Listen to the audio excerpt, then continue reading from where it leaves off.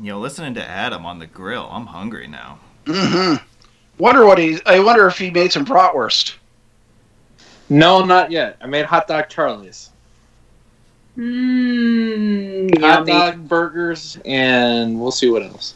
All right. I just know I know what I'm doing when I go to Charlotte. I'm going to Adam's house for some grill.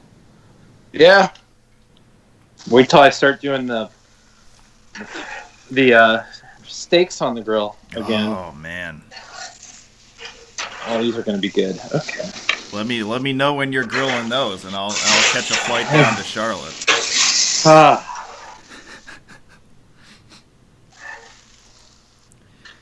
All right. Here's our panel for tonight. It's Doug, it's Laura, and it's Kat, and it's Adam, and it's a grill. Everyone. Hey guys. This is me, Mal. Hello. And there's the grill. And there's the burgers. I apologize to you guys in the live chat, but Adam did not make enough for all of you. Tisk. Tisk. How's everybody doing?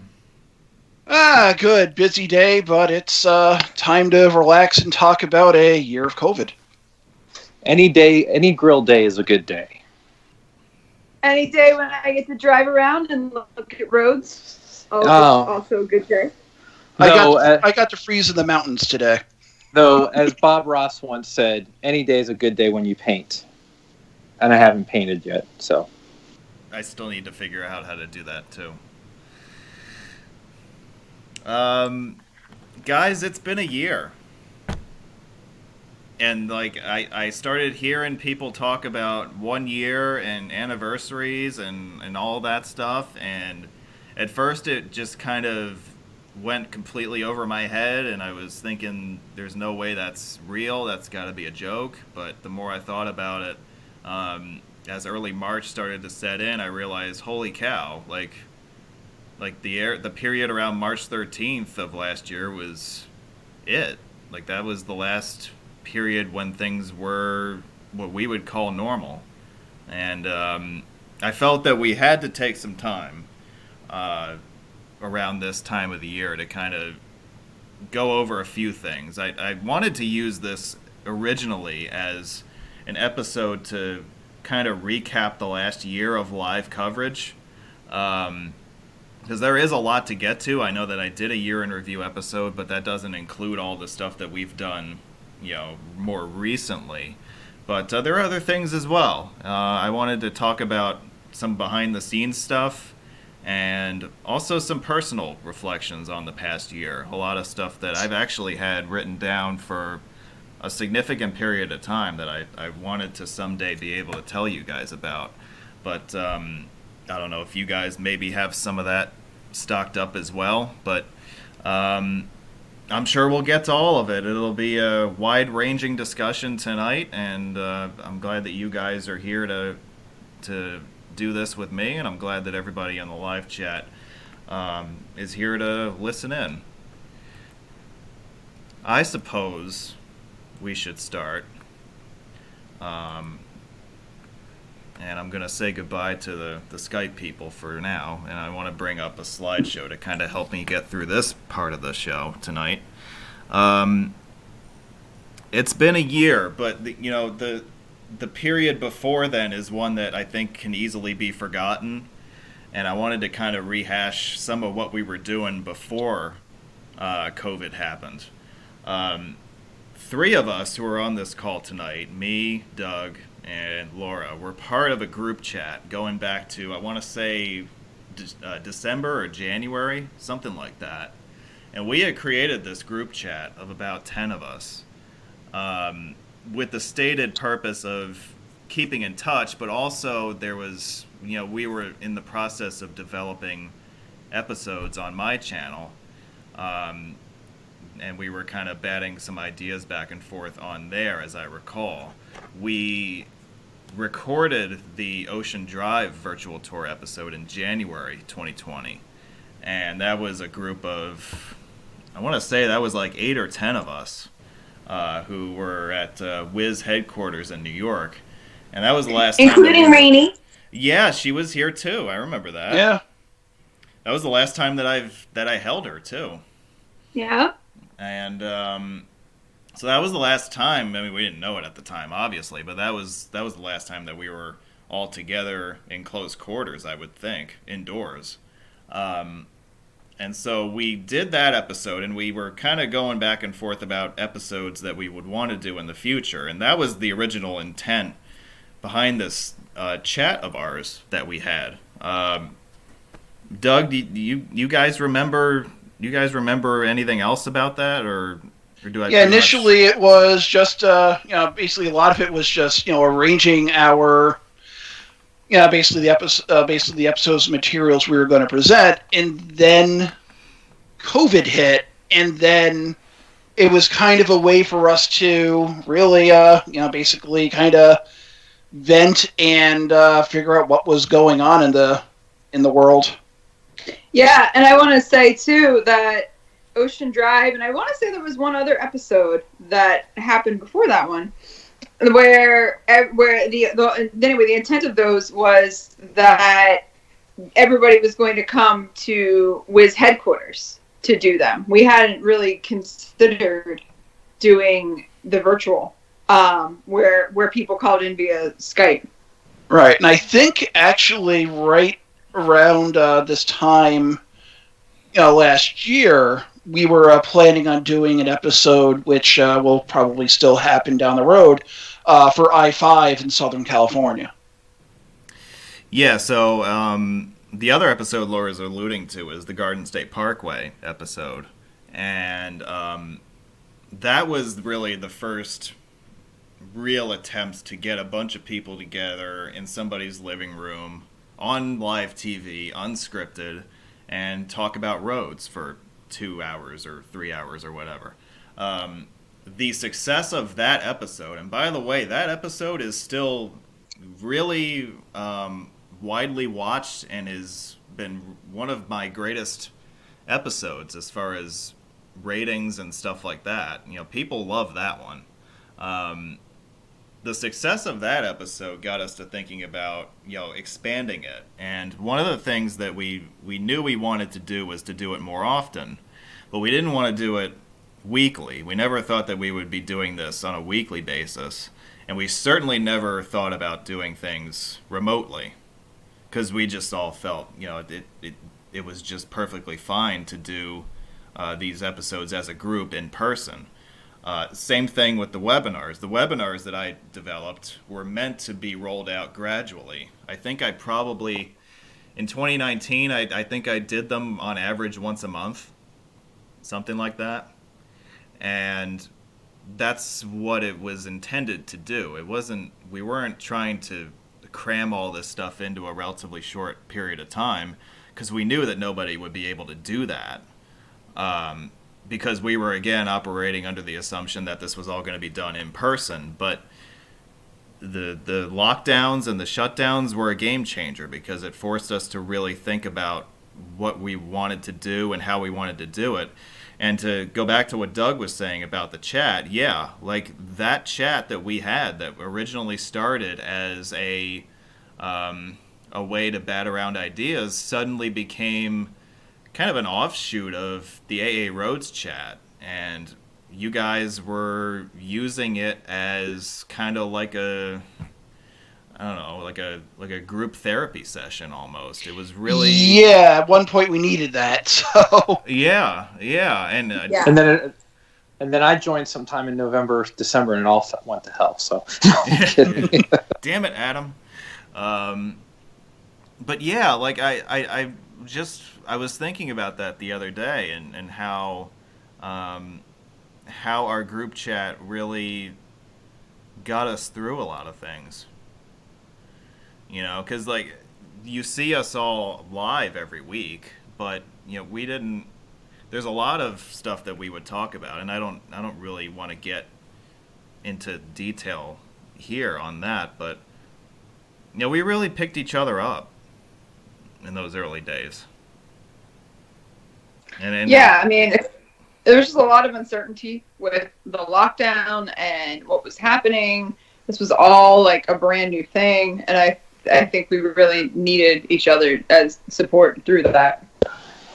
And on an aside, I wasn't part of that in the original, but I always, Doug knows this, I will call Doug and Steve just to bounce ideas and that, so it's been nice, but with that uncertainty and that, I just dove into doing updates and different things like that. But I mean, it was hard for me because I would be on trips and different things like that. And I would call Doug or Steve on the way home just to BS and things like that. So that was taken away as well for me.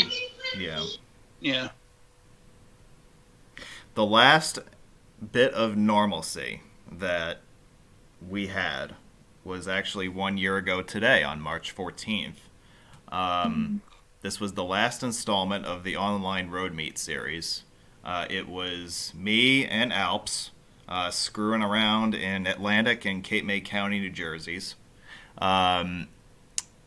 This was, we didn't really know at the time just how big this was going to get. We kind of were looking at it and we said, yeah, let's go ahead and do it because there weren't any confirmed cases down this part of Jersey.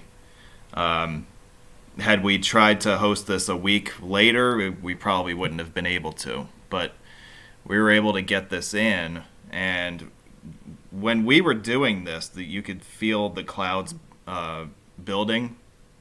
You could see the storm coming on the horizon, and we really felt like we snuck this in at the last minute.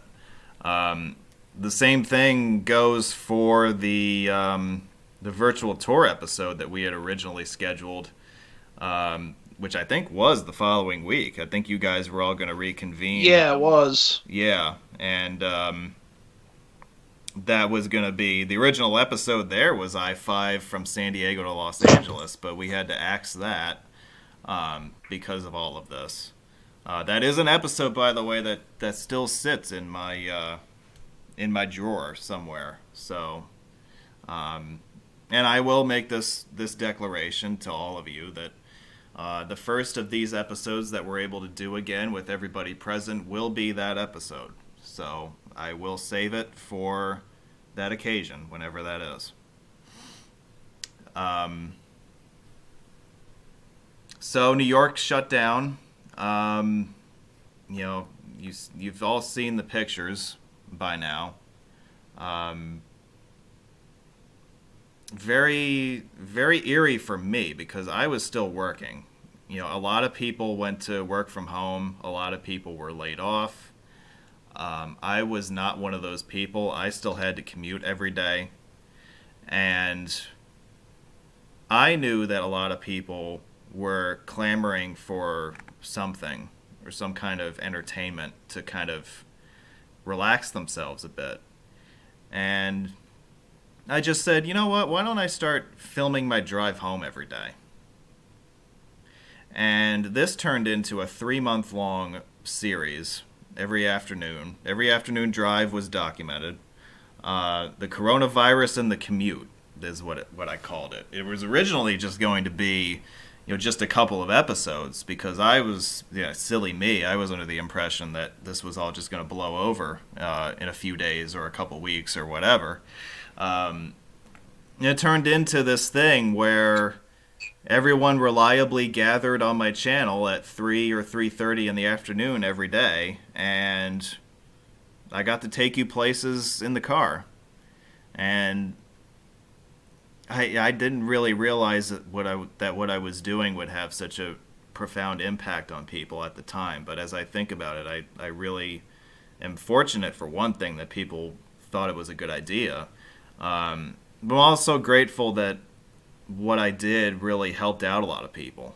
I know that folks have come to me since then and told me that what I did was really helpful for them, and for that I'm grateful. I really got a lot out from our community series. I was actually, when everything started shutting down, I was home on medical leave of absence. I had surgery at the end of February. It was pelvic floor surgery, and so everything was happening. It was all surreal. But it was actually surreal for me because I was already isolated, and I was just getting to the point after 2 weeks of being like, woohoo, I can, get out of the house, except everything started shutting down. Yeah. So, womp womp. But so normally, once I got back to work, and then eventually back working at a new office, in the office, up until that point, the 3 p.m. every day, it became like my new ritual. And New York City is one of, if not my absolute favorite city in the whole world. So, and it's probably the first place that I'm going to travel to after I get my second shot. But to be able to see just the radical change overnight, and to have you be able to document that firsthand it was incredible and just mind blowing. Having spent so much time on those streets, and for them, at that point, to them and for you to be able to just whiz through all these green lights in a way that you normally wouldn't be able to do. It was incredibly fascinating to watch. And the chat, the video chat rooms, that started to kind of become a community of its own. You had regulars of, the same people coming every day. And, and at that point, my mom was helping me take care of my daughter because, I was still recovering. And even she got into it and was watching it and was like, "This is so great."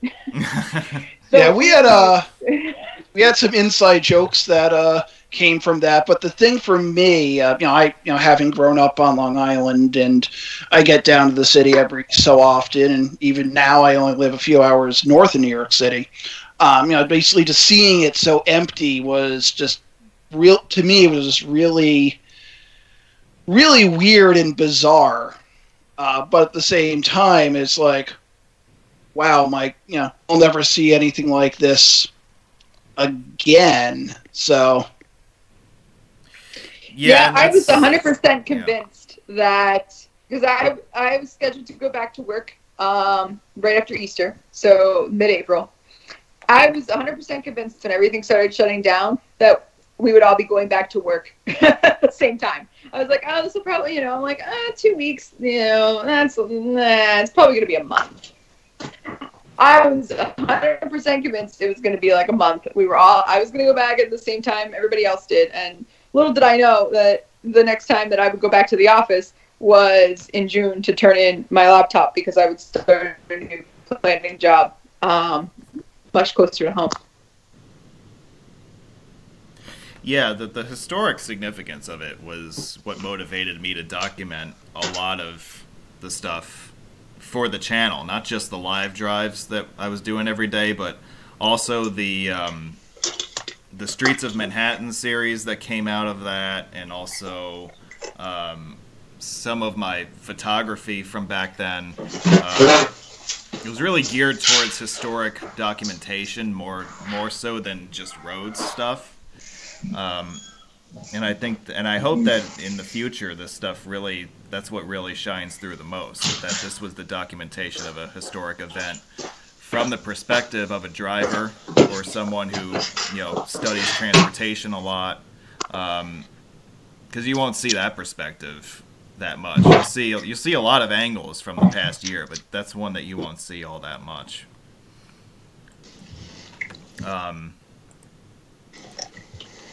Well, I had come home from Arizona in late February, and I had all this material sitting in front of me. And as I said, the webinars and the virtual tours were meant to be rolled out gradually over the course of a year or so. Well, we all of a sudden had all of this time on our hands. There was no live entertainment going on because all the sports leagues had shut down. There was no original programming of any kind at that time because everything had been postponed. I felt like I had the floor to do whatever I wanted. And so I approached you guys about doing a weekly series. We still had the daily drives on weekdays. And then on the weekends, we came up with a schedule of live programs. And I was really impressed with how open you guys were to the idea and just how quickly you adapted to it. And you were just all gung-ho about it. Everybody who I brought on was just outstanding. And you guys, well, you still are. But I guess I was really surprised by just how open you guys were to the idea to begin with, and just how interested you guys were as it went along. Here's my living room. This was the setup that I had for late March. And I just remember thinking that as we were going through this particular episode in late March, that I don't even... Who was on that episode? I know Doug was on that episode. I'm trying to remember who else was there, but I just remember thinking there was a moment in the middle of all of that where you guys were bantering on about something, and I just was like, wow, this is awesome. There's so much going on around us as far as, chaos and uncertainty and all, yet here we are, just a group of us talking about roads like we always do. Yeah. It in that moment, it really didn't feel different, even though it was obviously very different. And I just really, that's one of those memories that I cling to when I think about the past year. But we put together all of these episodes that you see on the screen. Because I had all these cities in the bank from my travels, and I felt that a way to put all this stuff to good use at that time was to kind of accelerate the schedule, if you will, and turn all of this into a weekly show. And that's what we did. We picked a city every week, and we chronicled it. And our group chat continued to grow. We added new people. I brought Tom into the fold for California and Arizona. Tom actually carried the San Diego episode with all of his knowledge of Southern California. And other people came in, and other people chipped in wherever they could, and we made it work. It wasn't the greatest of starts. We had issues, in the beginning, but once we ironed out all the technical problems and all that, and we got it all working, it was great.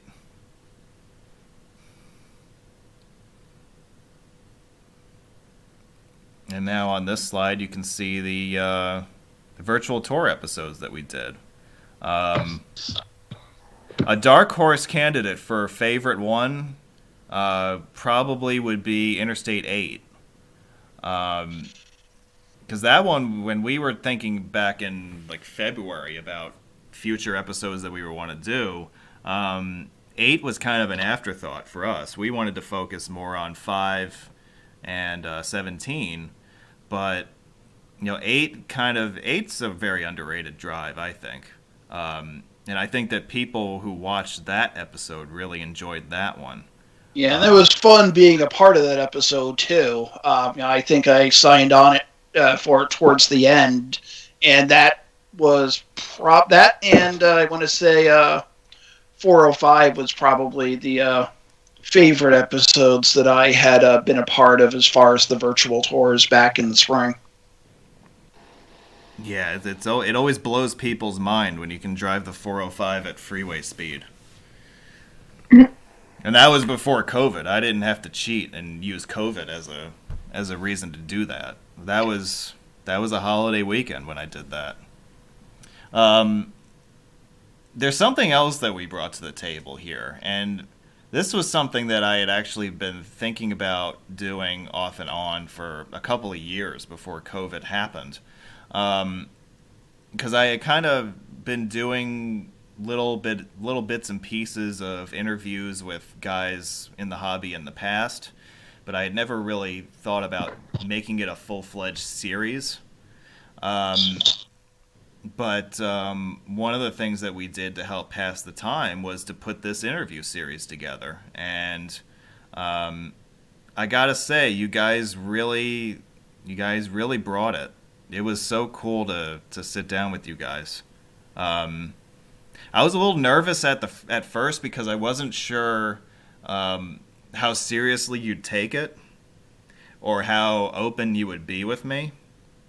But as time went on, I realized that you guys were really into it, and you guys really looked forward to it, and I could tell you guys that you guys really enjoyed it, and I enjoyed it in turn as a result, because I knew that you guys would bring it, and I knew that you guys would have a good time, so that made my job easier too. I got to really give Corco a lot of credit, because he was the first one to do it, and when you're the first person in a series like this that hasn't been done, there's a bit of apprehension. I know that was the case with me, but I mean, we didn't know how good it was going to be, you know. And Corco's not someone that I know particularly well, so I wasn't completely sure how it would go, but I'll tell you, he nailed it, and everybody who came on afterwards nailed it. You know, whether it's the MD Rhodes crew, Yay! the Gribble Nation crew, Yay! Alps. We even got Steve Anderson to come on for a little Oh, while. wow. So, Yeah. you know, That was awesome. And you know what? See, he likes it when the Gribble Nation folks come on, like Doug and I, because we can just talk for hours, and Dan doesn't have to say a word. This is true. He just hits the tape button and let me and Doug go at it for a while. So I just let you I guys really- talk for an hour, yeah. Yeah, I loved the interview that we did with you. I think that was my first appearance on the channel. And we did it on Easter Sunday, which was awesome because I was feeling kind of mopey about not being able to spend Easter with my family.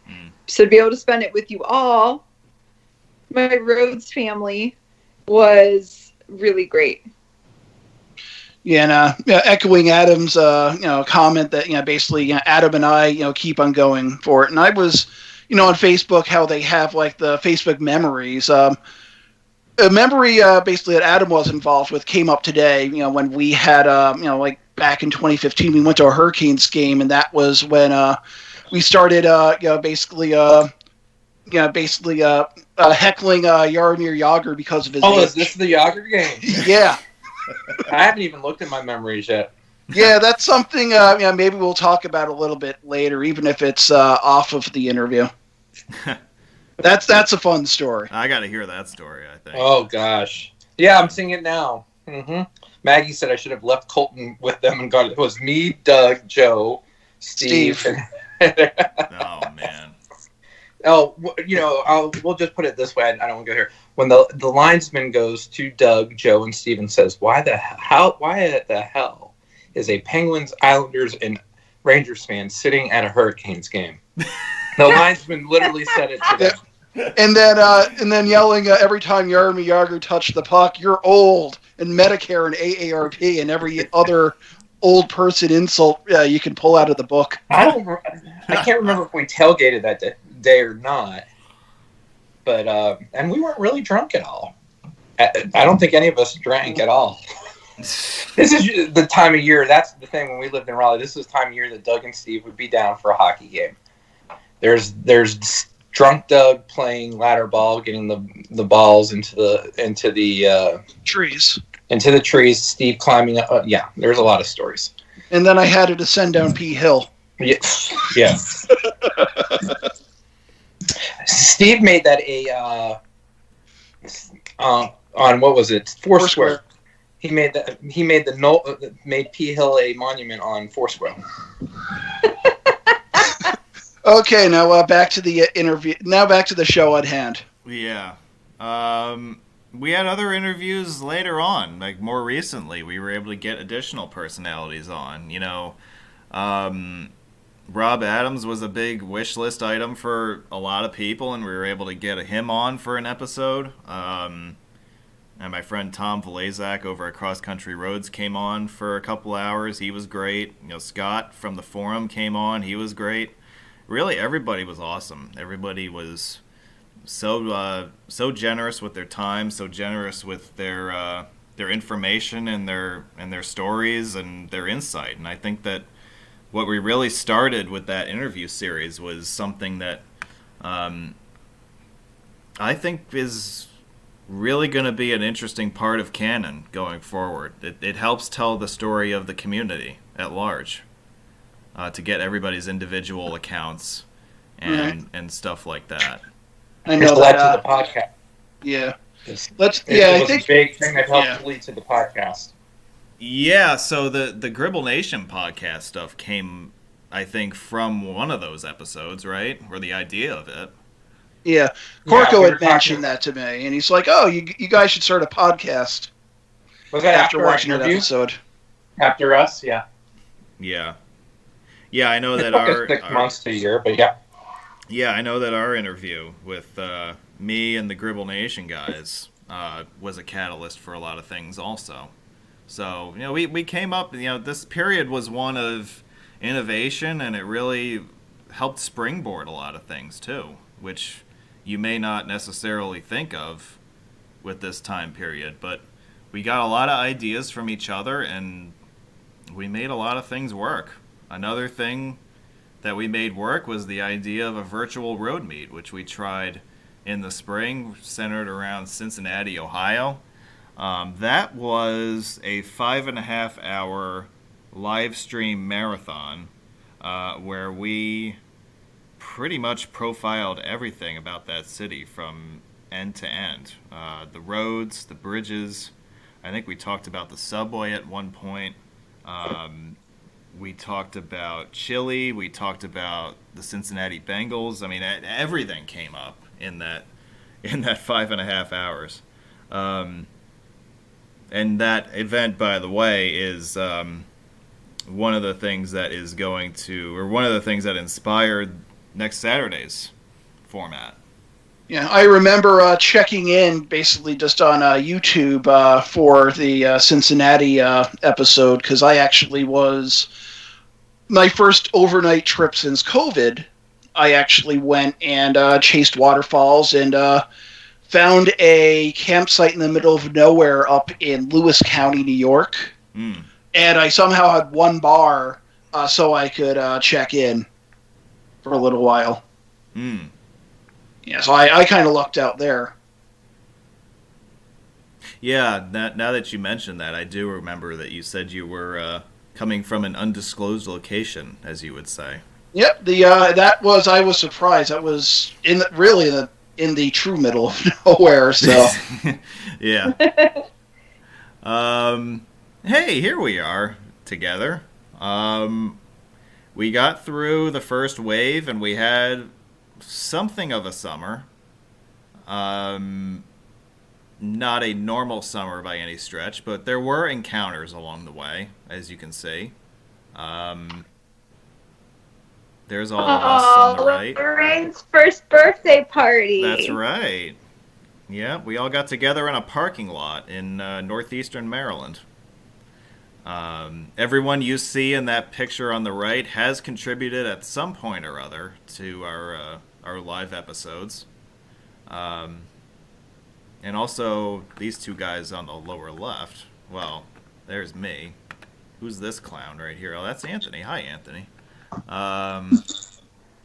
By the way, this was a completely chance encounter. Both of us were headed for Tarrytown, and neither of us knew it. Neither of us coordinated with each other. We just happened to be like at different ends of the park overlooking the bridge.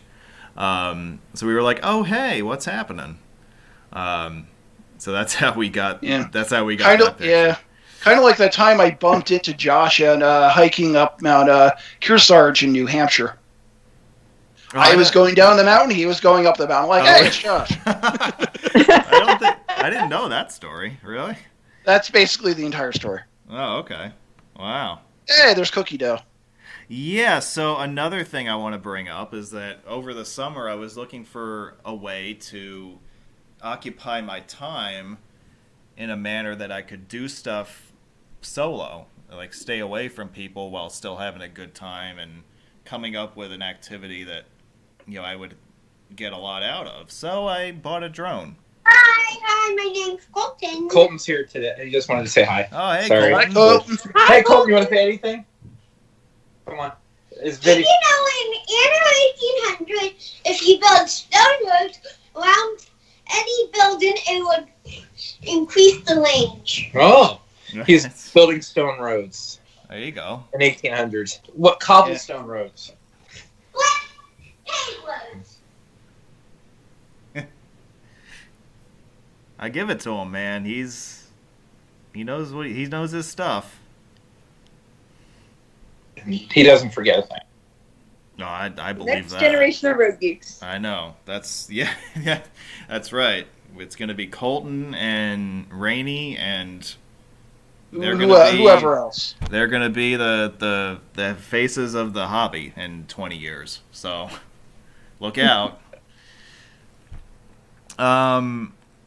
Yeah, drones. So, these pictures were taken from my quadcopter. I came to Steve's house one day, and the little kitty cat there in the lower right was completely either mesmerized or completely terrified by Or both. Both. Or both. Yeah, just they'll have this little quadcopter thing buzzing around the window. Yeah, so that's how I occupied a few minutes of my time one afternoon. Also, I used it for group photos. I had a couple of chance encounters with the Albany crew. This is us in Waterford in the top right, and this is us in Troylet on the lower right. Also, the first drone trip I took was in September, or the first trip that I took with the drone was in September. Here we are on the banks of the Detroit River. By the way, this is one of my favorite pictures from the whole year. It's you can tell I'm very well socially distanced in that picture, which is just the way I like it. And then the summer ended. I had amassed a lot of material. I had been able to travel quite a bit, and so we said, we knew that there was a second wave coming. We knew that we were going to be kind of limited in what we could do over the winter. So we as a group kind of got together and decided it would be good to kind of repeat the exercise, although this time over the winter. We brought in stuff from West Virginia and Michigan and other places as well. West Virginia! Yeah. Yeah. I'll tell you, probably my favorite series that we did was the Delaware River Bridges series. We profiled all 40 to 50 bridges across the river. We did it over 3 weeks, and it was done with the help of the first major photography series that I did with the drone. The aerial photography element really enhanced a lot of the coverage that we brought to the table. And I know that a lot of people watched it, and a lot of people found it to be educational, and I know that they really enjoyed it. Yeah, because it also focused not only on the major bridges that most people are aware of, it also brought some attention to the the lesser known bridges as well. So people got to learn a little bit about everything. Yeah, we covered everything. Like, we didn't really skip anything. And that's exactly the way I wanted it to be. I wanted it to be a comprehensive survey. And especially the bridges further north. A lot of people don't know much about those, but I think we really did a good job of introducing people to all those bridges and their history. Virtual tours from the past few months, again, a lot of them were centered around West Virginia and Michigan, but we also hit on some favorites of ours. Doug's favorite, I-88. I was on that road today, actually. There you go. The Quick Way is a sentimental favorite road of mine. Route 1 in Delaware is another sentimental favorite. We did that yesterday too, so go check that out. That's the most recent one, and I have to tell you, looking at the early metrics, that's gonna become the new favorite episode of the year, I think, as far as the analytics are concerned. Well, first of all, people flocked to that episode in droves last night, but the early returns and the feedback that I've gotten are very positive from that episode. So, congratulations, Doug. You helped. I did, didn't I? Yeah. And now I'm looking at all the West Virginia stuff, basically that took place. And I'll never look at the East Beckley rest area the same way again. Oh my God. You're welcome.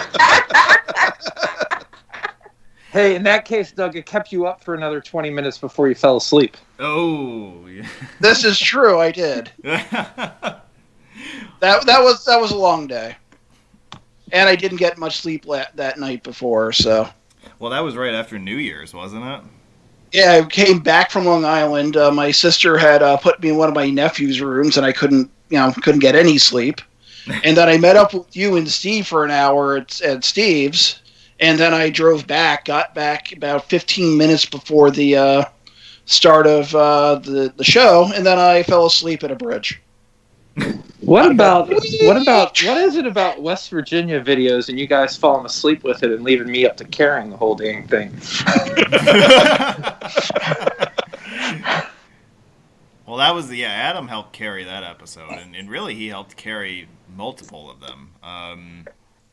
He was central to the L episode. I feel like there was another one that he was on, maybe with the webinar. West Virginia Turnpike. Yeah. And the Turnpike and the Adam Charleston. and I did the Charleston one too. So yeah. But yeah, we had a lot of fun with the H episode. The E episode is an underrated one for me. That was a great one.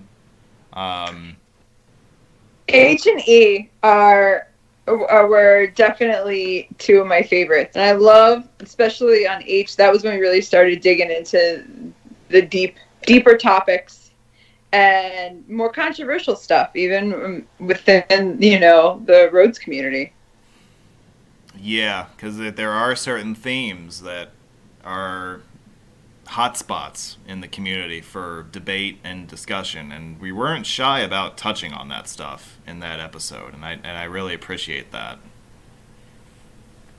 Yeah,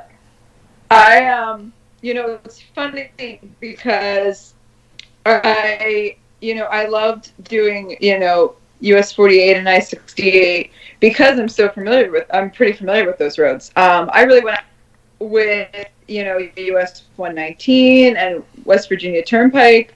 I've been on the West Virginia Turnpike a couple times. Not recently, not super recently, but US 119 I've never been on at all.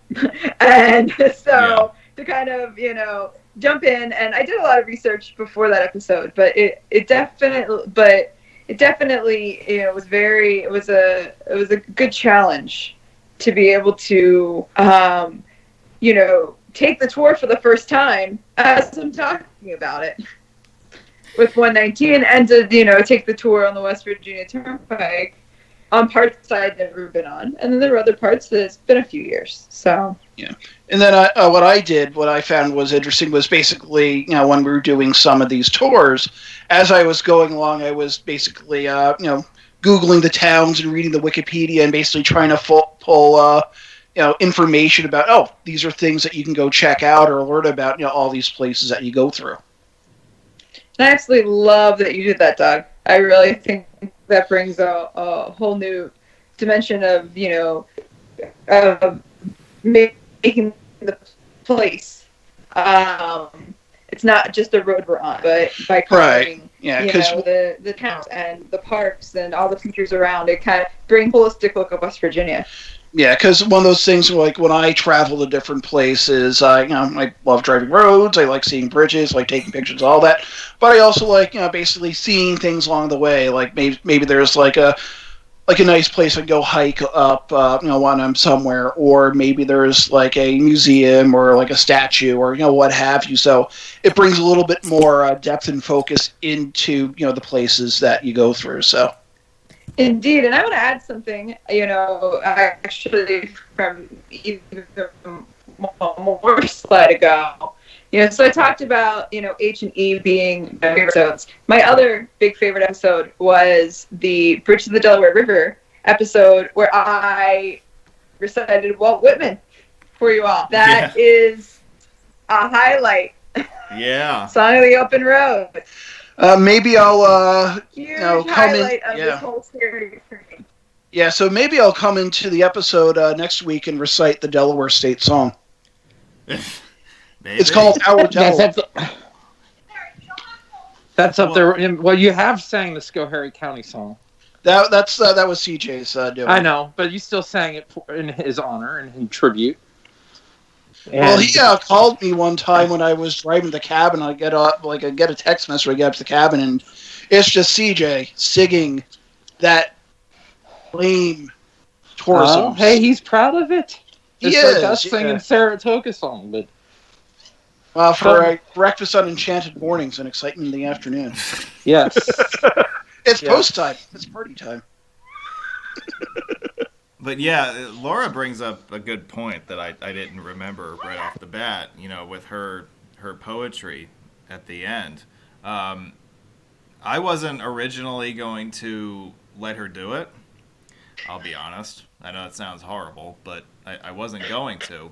But as I thought about it more, the 3-part series that we did kind of felt like one long journey of sorts, and we had kind of reached the end of it.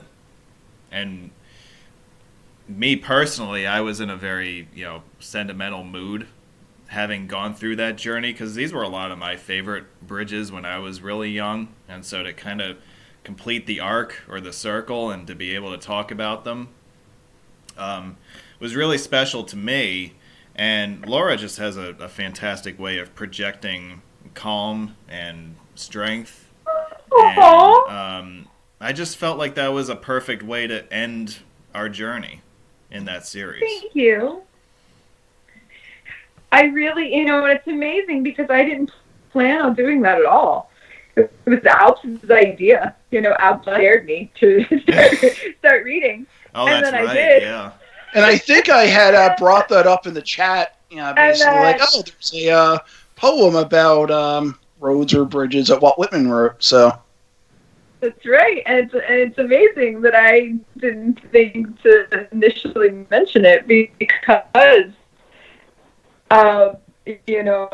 was familiar with it, and I majored in English in college and took poetry courses and wrote poetry and still write poetry. And so I'm so glad that you reminded me of it, Doug, and that Steve dared me. And not only that, because I read, the first almost, and then we finished at the end. I literally thought that everybody was just going to log off, and it was going to be like me and like maybe 5 people that stayed on. But I was amazed and so grateful that most everyone stayed all the way to the very, very end. Yeah. And Steve has a good way of daring people to do things. Well, he's never been shy about doing that. Yeah. But yeah, I do look back on the end of that episode as one of my favorite moments of the past year, no doubt. Me too. Speaking of Alps daring people to do things, I heard my name. What? as he joins us in the live chat. Hi, Steve. Here's one of my favorite developments of the past year, and of course this is a very recent one. The idea of getting a bunch of us road geeks together to talk about toll roads is something that we had kind of gone back and forth on for quite a long period of time. And we finally found some time in February to put together a series of Roundtable talks on the toll roads of the eastern U.S. And over 3 episodes, which is about 8 hours of banter, we got through pretty much everything you could possibly ever want to know about the Northeast Corridor's toll roads history and shunpiking. These guys wanted to give it a shot, and we did, and damn, you guys were good. I mean, it just blew my mind, like, all the stuff that you guys know about the subject. Every week was just phenomenal, and I know Steve is already bugging me to be on the panel for whenever we do the North Carolina episodes. So I know this series isn't over yet. We're gonna revisit this subject in the future. And I'll be talking about Washington State. So yeah, there's still a lot of the country to get to. I know. Yeah. But at least we got through the Northeast Corridor this time, and that's a solid start right there. See, look, even Shapilov showed up for the one on the lower left, or lower right, rather. Huh. And for you guys, I'm actually outside with the kids now, so.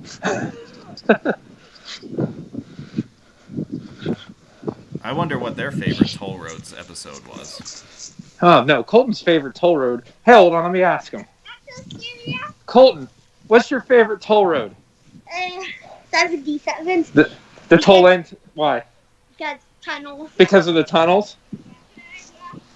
So he likes the I-77 toll lanes here in Charlotte because northbound there's some pseudo tunnels. Oh, really? Okay. Yeah. Just wait until he learns about the Rhode Island Bridge and Turnpike Authority. Oh, yeah. Yeah, when Colton goes back to watch that episode, yeah. He'll get a talking to about Rhode Island, that's for sure. Doug, don't you have family from Rhode Island? My grandfather grew up just outside Newport. He left as soon as he could, though. Oh, I don't blame him. Yeah. So that was the past year of episodes. We've broadcasted over the last year. If you include next Saturday's episode, that'll be 30 weekends out of 52. 30 out of the last 52 that we've done weekend programs of some sort, that we've at least had a Saturday episode. And think about how many hours in the day that happened, too. We've produced hundreds of hours of material and content about roads. Yeah, like, if you think about it, that's actually something that I thought about doing for this episode, was going back to see just how much live time we've accumulated in the past year. But I'm sure it's insane, the amount of coverage that we've had, and the number of places we've covered, too. We've really been all over the place. And that doesn't really speak to my ability as much as it speaks to you guys and your knowledge bank and just how knowledgeable you guys are and how versatile you guys are. It's just, I say that I always learn stuff just by being with you guys. I've learned more about these roads in the past year than I learned from traveling myself, because I'm just the guy who drives around and has pictures and has the video up on the channel, but rarely do I ever get to sit down and learn the backstory of these things. And you guys have helped fill that gap for me, and I've really enjoyed that part of this past year. I know Doug has as well, maybe. Yeah, I guess. Tell me about, like, your journey psychologically over the past year. Like, because now that we have the first year down, we have the ability to go back and look not just at what we did as a group here on YouTube, but also, kind of our personal experiences over the past year. Yeah. Sure, I'll go. So, for me, I travel a bit for work. I like to, and my wife and I had this discussion, good, bad, and different, about it. And I like to go places. For me, roads are the traveling, but I'd like to kind of say, if you think of Simon and Garfunkel's America, where I always, when I'm driving by, I'm like, what is it like to live here? What would it be like to live here, etc. So in some ways, I haven't really gone much of anywhere. We went to Pennsylvania once for my family and everything else. But I kind of mentioned it on the podcast, even though I didn't do the podcast right in this one. It was a back to basics. I went back to basics. Anytime that I have traveled, it's like, all right, take some photos, things that you would normally just maybe not take a photo of or try to write about or learn about because, you go past it all the time. So it was really like, okay, I'm going this way. I don't know how often I will, or I don't go often regular enough. I'm going to actually stop and take photos, let's say the Lake Lure Flowering Bridge or the Green River Gorge, and really said, all right, I'm not going to do all the fancy, I'm going to explore someplace new that really energizes a lot of people, seeing something new, experience something new. It was just going back, and in that circle of maybe 75 mile radius, I haven't done all of it, but finding stuff that's really in the backyard and, documenting it, or in my case, photoing it, and for the Crossroads Project, things like that.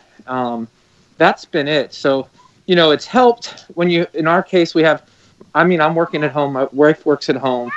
We have the 2 kids, and then we have, like I'm out right now with the kids playing, and we have neighbors that we're out, and we're out every night playing. The boys were either playing and talking to them. So that's helped me a lot in that case. But as for travel and things, it was, do a lot of updates that, things that I haven't touched in 11, 12 years that I probably never would have been able to do. But also, when I have gone, it was take the camera as much as possible, or write down where if you didn't get something of it, so you can go back and get it.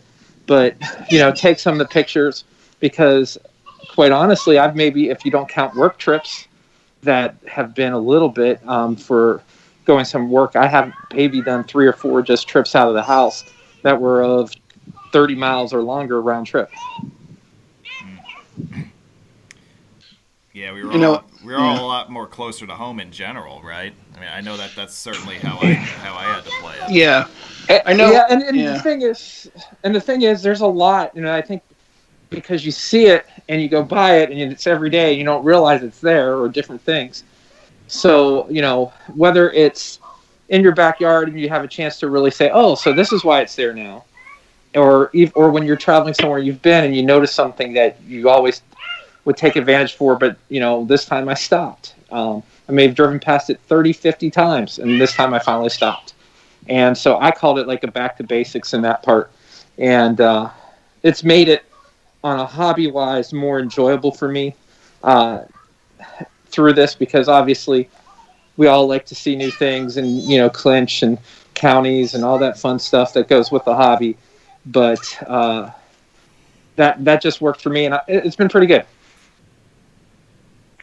Yeah, because I know in my case, I'm going to take a stab at this as well. The first couple months was just weird.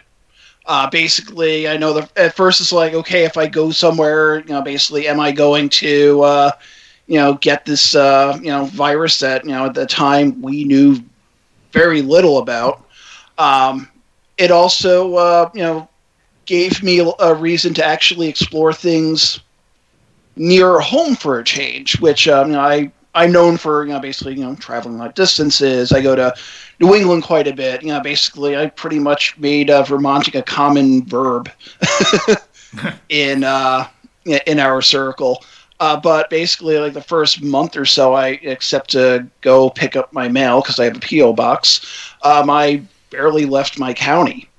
I did some hiking, and basically I remember one time I drove up to the Petersburg Pass, which is on New York Route 2, basically when you cross the pass, you're basically Massachusetts. And I remember driving up to the lip of the pass so I could go hike up Berlin Mountain, which is the highest point in Rensselaer County, New York. As soon as I got there, I see a town cop from Williamstown, Mass. I was on the New York side, but basically he was doing a U-turn, and just kind of looked at me. And then as soon as I left the mountain, there was another Williamstown, Massachusetts cop making a U-turn in that parking lot as well. So it's kind of like I really should not be going that far. But once middle of May, once we got around Memorial Day, things kind of felt a little better. Like things are going to be okay. I was able to venture out a little bit further. I'd mentioned earlier at the end of May, I did a waterfall trip up in the North Country of New York. And then during the summer, I went down to Maryland one weekend, and I pretty much stayed in upstate New York for the most part. I actually went out to Oregon twice. I flew out one time, drove back, and then a couple months later, drove out to Oregon and then flew back to New York. I was also supposed to do a lot of different travels last year that I couldn't do. I had plans going to the Maritimes, New Brunswick and Nova Scotia, and I was supposed to take an Alaskan cruise last summer as well, kind of like a 40th birthday gift to my 40th birthday thing. But that was postponed.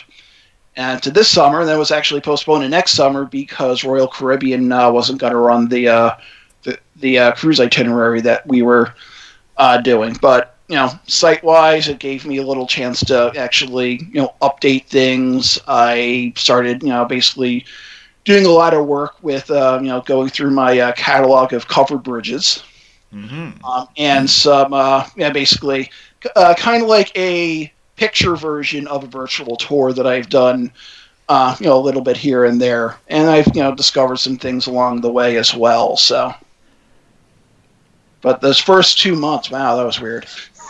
The first 2 months, I did not put a single mile on my Prius.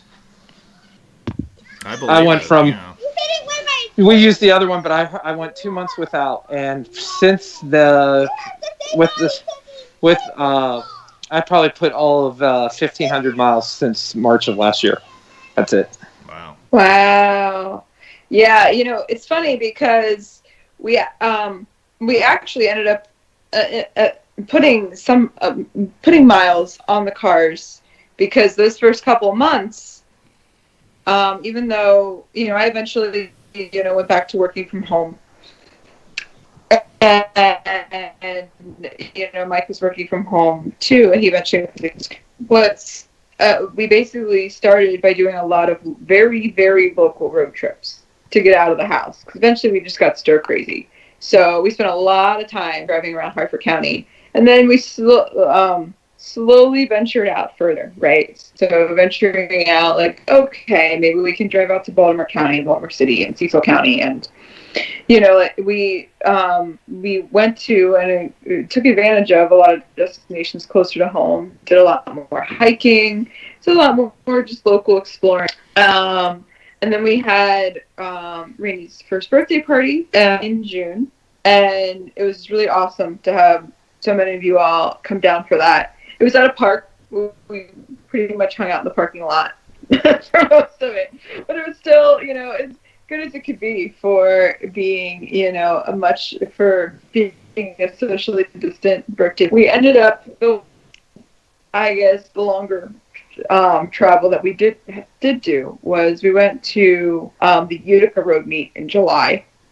We went up with CPZ as well. And that was Rainey's first road meet, so that was fun and a nice thing to celebrate. We were supposed to go to Alps's meet in August. Unfortunately, Rainey got sick. She was fine. She was negative for coronavirus, but we were still supposed to quarantine out of a precaution, so we weren't able to go to that. But otherwise, we have mostly, as time has gone on, like I said, we've gotten a little more ambitious in our travels. In December, I struggle a lot with depression and anxiety, and so this winter has been really hard for me. I had planned to go hiking with a few of you in New York, and then the most ambitious, solo trip that I had planned, and then my car broke down on the Jersey Turnpike, and that was a bit of a nightmare. And I didn't even hike up that mountain either. Yeah, like it. Well, I hiked it a month before, actually. So yeah, we'll actually have to plan that again once, basically when the time is right. Yeah, we'll have to revisit that. Yeah. Speaking of tests, I agree. Colton's had 9 COVID tests. He'll have his 9th on the 17th. Part of it is because of his immune deficiency at school. The minute he gets, they do as a precaution, if he's coughing or something, which he has a chronic cough, he has to take a test. So for us, it's if he has to do it, we had to take Nash out for a day or two and everything else. And really, it's more of the non-road outside things that's been frustrating. But it is harder because for driving and exploring is a release. So it makes it hard on those kind of things. Because Colton has his test coming up on Wednesday, then that's just because he has to see his pulmonologist and his prerequisite. So hopefully he doesn't have to miss school as a result. But it's just one of those, you're just tired, and we just, we'll go places and just drive around just to get out of the house for a little bit when we've been cooped up, especially in the summer. But that's been it's not been the lack of getting out. It's this that's frustrating at times. It's the outside forces that make you want to get out, and it's hard that you can't get out as a result. Yeah. And there's definitely something to there being this like mental barrier. Like knowing that nobody's hypothetically going to stop you if you decide to drive a few states away, but there's still, the mental barrier, and obviously, having, the conscious and morality to be like, maybe I shouldn't because I don't want to, unintentionally make COVID worse, and so that's hard. But yeah, so as time has gone on, we have ventured much further out into Maryland. We got Rainey to visit every county in Maryland. Woo! And she's now visited every county in Delaware. Yay! All right, yeah. Yay! Her first completed state. All right. Woo! And we've been clinching her on a lot of different routes, all through Maryland and in Delaware too. And so having that has been a good focus to be like, oh, what routes do we want to clinch for her this weekend? And then also it's the added bonus of we get to go down those roads and see them again, take new pictures, and so on and so forth. Yeah. So that was a nice activity for you guys. Yeah. In terms of something to either pass time or something to do out of the house during this time. Yeah, and to add on to what Laura was saying, that basically, like with travel restrictions and all, one of the things I set out to do this winter, basically because I know that, in New York, basically, like the travel restrictions, basically mandatory quarantine. So basically it was one of those things where you could only really visit, like a neighboring state. If you didn't want to have to go through the quarantine and testing, or if you were passing somewhere for less than 24 hours or what have you. So I actually, this winter, I plan to spend more time in Connecticut, which is a place I hadn't really spent a lot of time in the past few years. I also went down to South Jersey one weekend last month. So as time went on and things, you could actually kind of basically do things kind of normally with precautions like wearing masks, social distancing, things like that. This winter I was actually still able to do quite a bit. And of course, basically driving around and being in your car is basically one of the greatest forms of social distancing because you're not around other people at all. It was very difficult for me the past year. And I don't know that I've ever really talked about, my experiences with you guys. I think you guys kind of know, the group chat, everybody talks about their own experiences, yet within even that universe, I was pretty quiet about, my experience in the past year. And it was very weird for me because I never stopped working. And so you might say, well, that's a big help, isn't it? No, that actually made it feel weirder for me because I was the only guy who really wasn't affected at all. I still had to commute every day. I still had to do field work every day. And by the way, it was made doubly weird by the fact that I switched companies in the middle of all of that. You may recall that I joined a new company at the end of March. By the way, I gave my 2 weeks notice on March 13th. And then, like, within hours of that, everyone said, oop, we're shutting down everything. So It's all your fault, Dan. yeah, I guess so. I never should have gone on that interview, I guess. But Yeah. And that was the last day went to a barber. I know, the infamous, what do you call it, panic buzz cut. Yeah, panic buzz cut, which and then after that I panic bought a home haircutting kit. Yeah, well, it got you through, man. Like, you had the situation pegged. That was perfect on your part. Yeah. Loneliness and anxiety and depression are things that I am not a stranger to,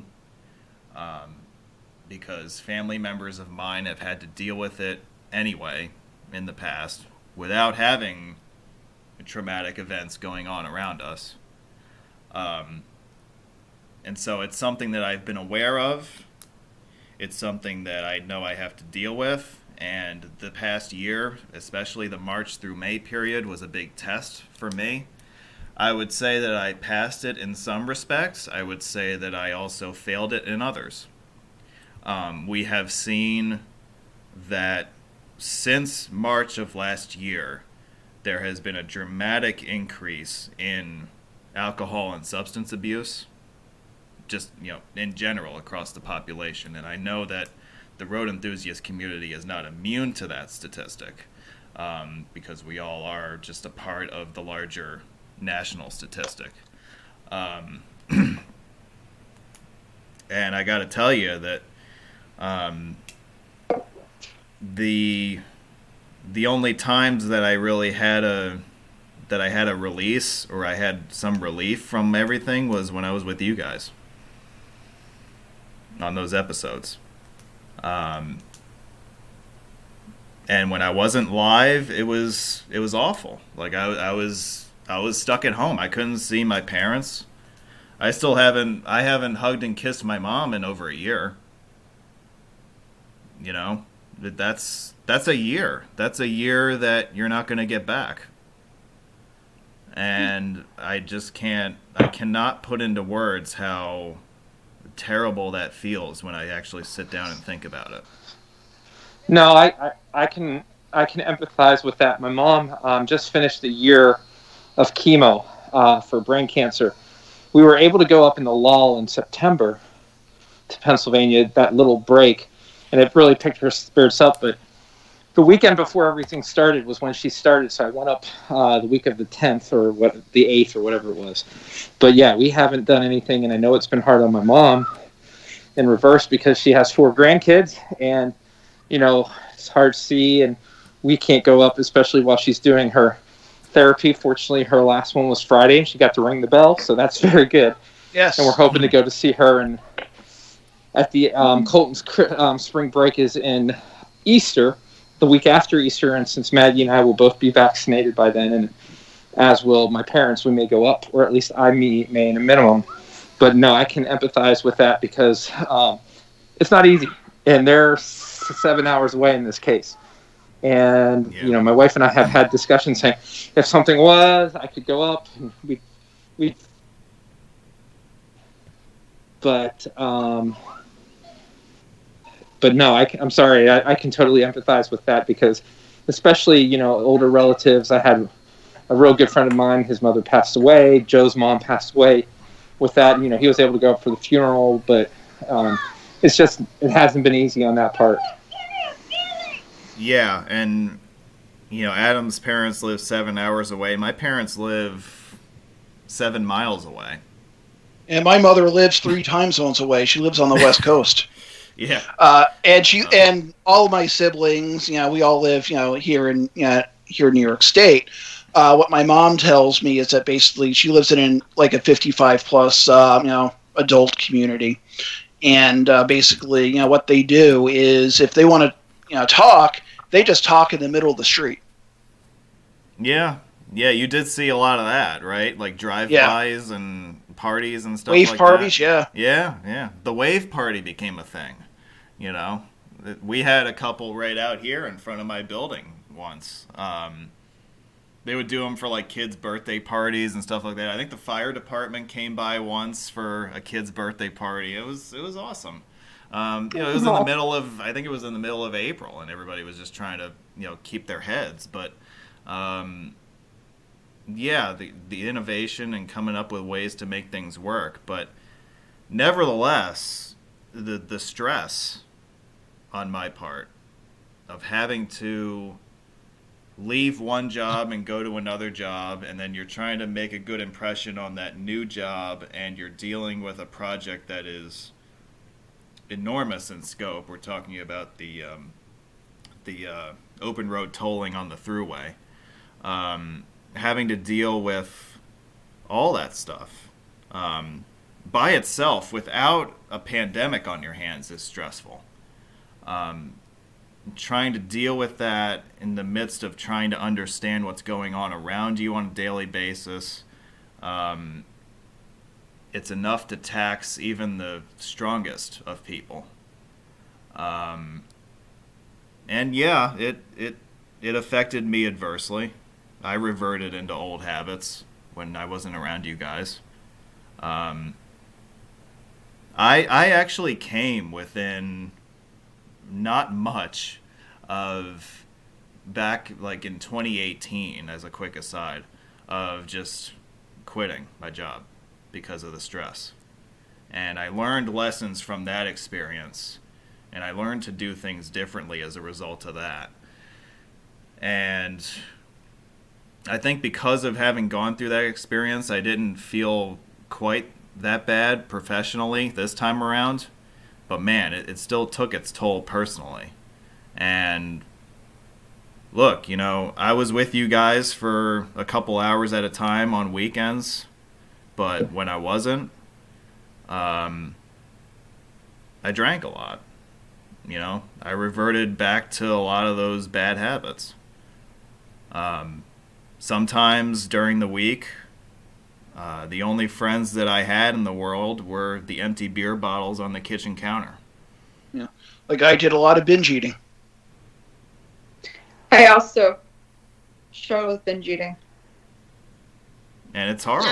Yeah, Colton had, yeah. It is.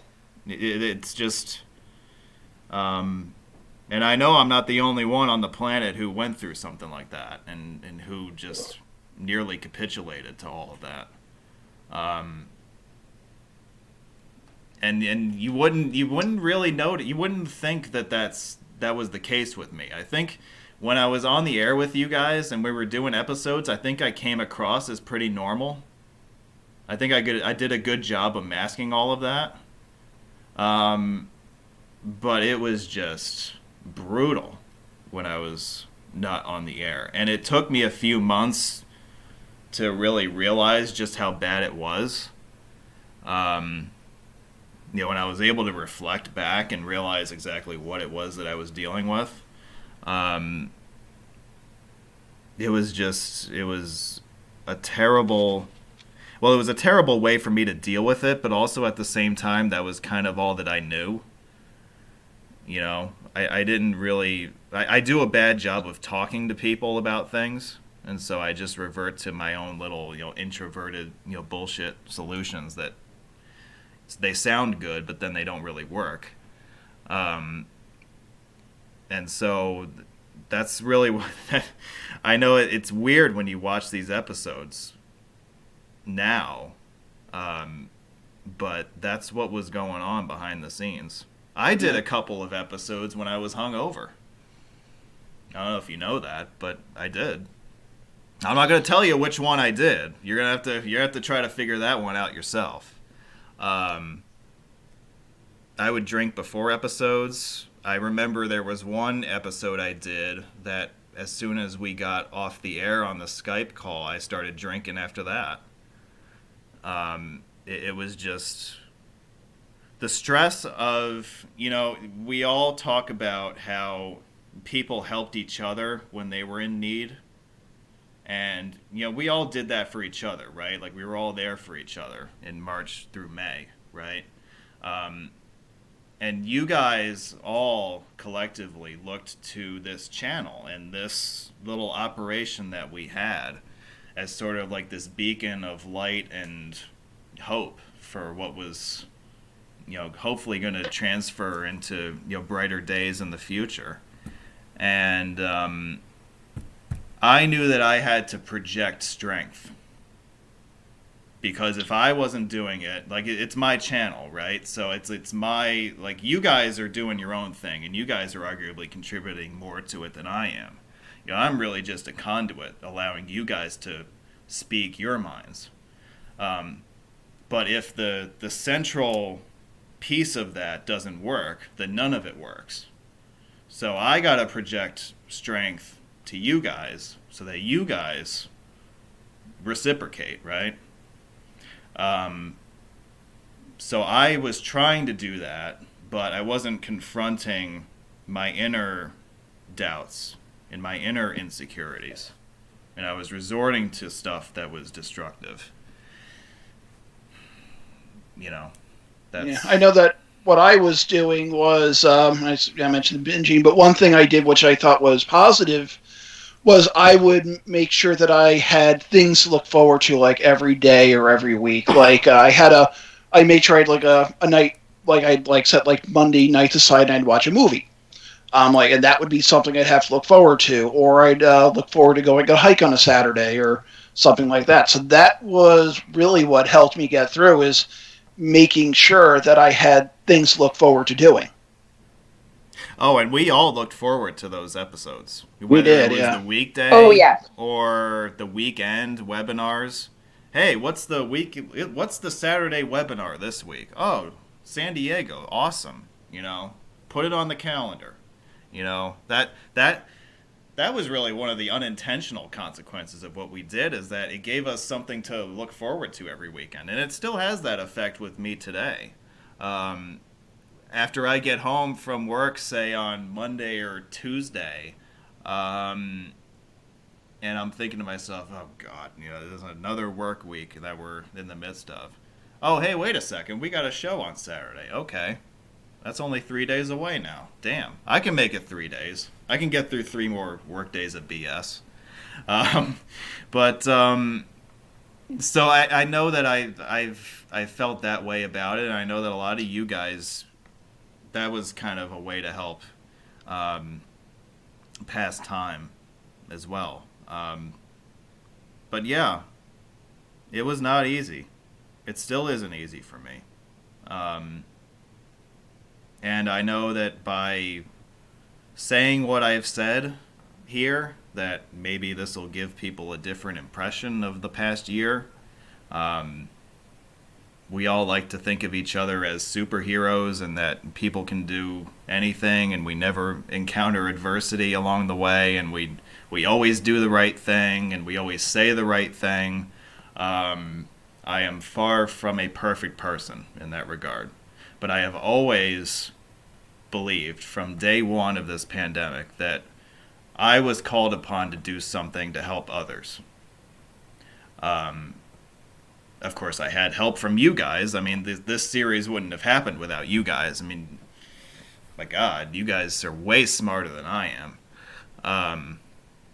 But I always remember, the idea of, when adversity hits, what did you do for others in their time of need? And what did you do to keep your head when everyone around you was losing theirs?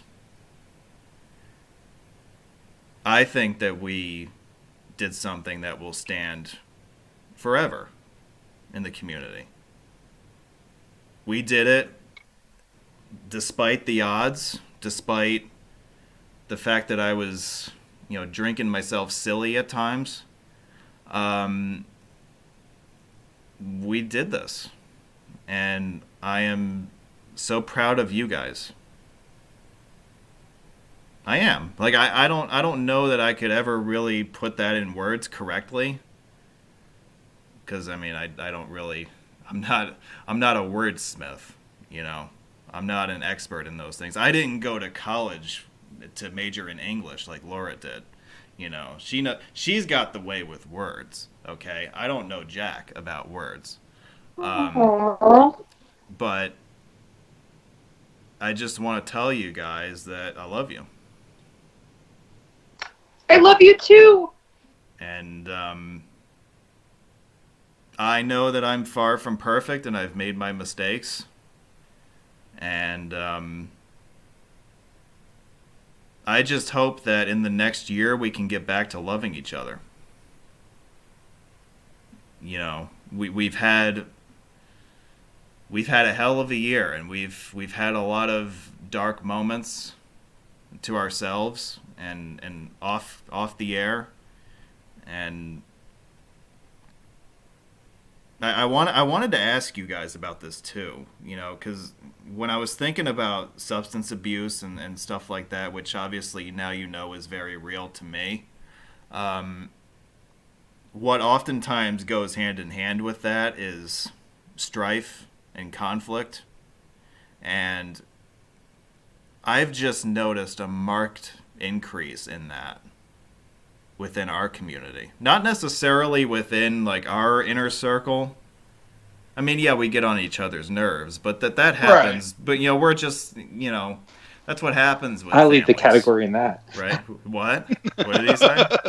He leads the category. I said I lead the category in that. Well, I don't know about that, but I would give you a run for your money there, I think. But I've noticed an uptick in that.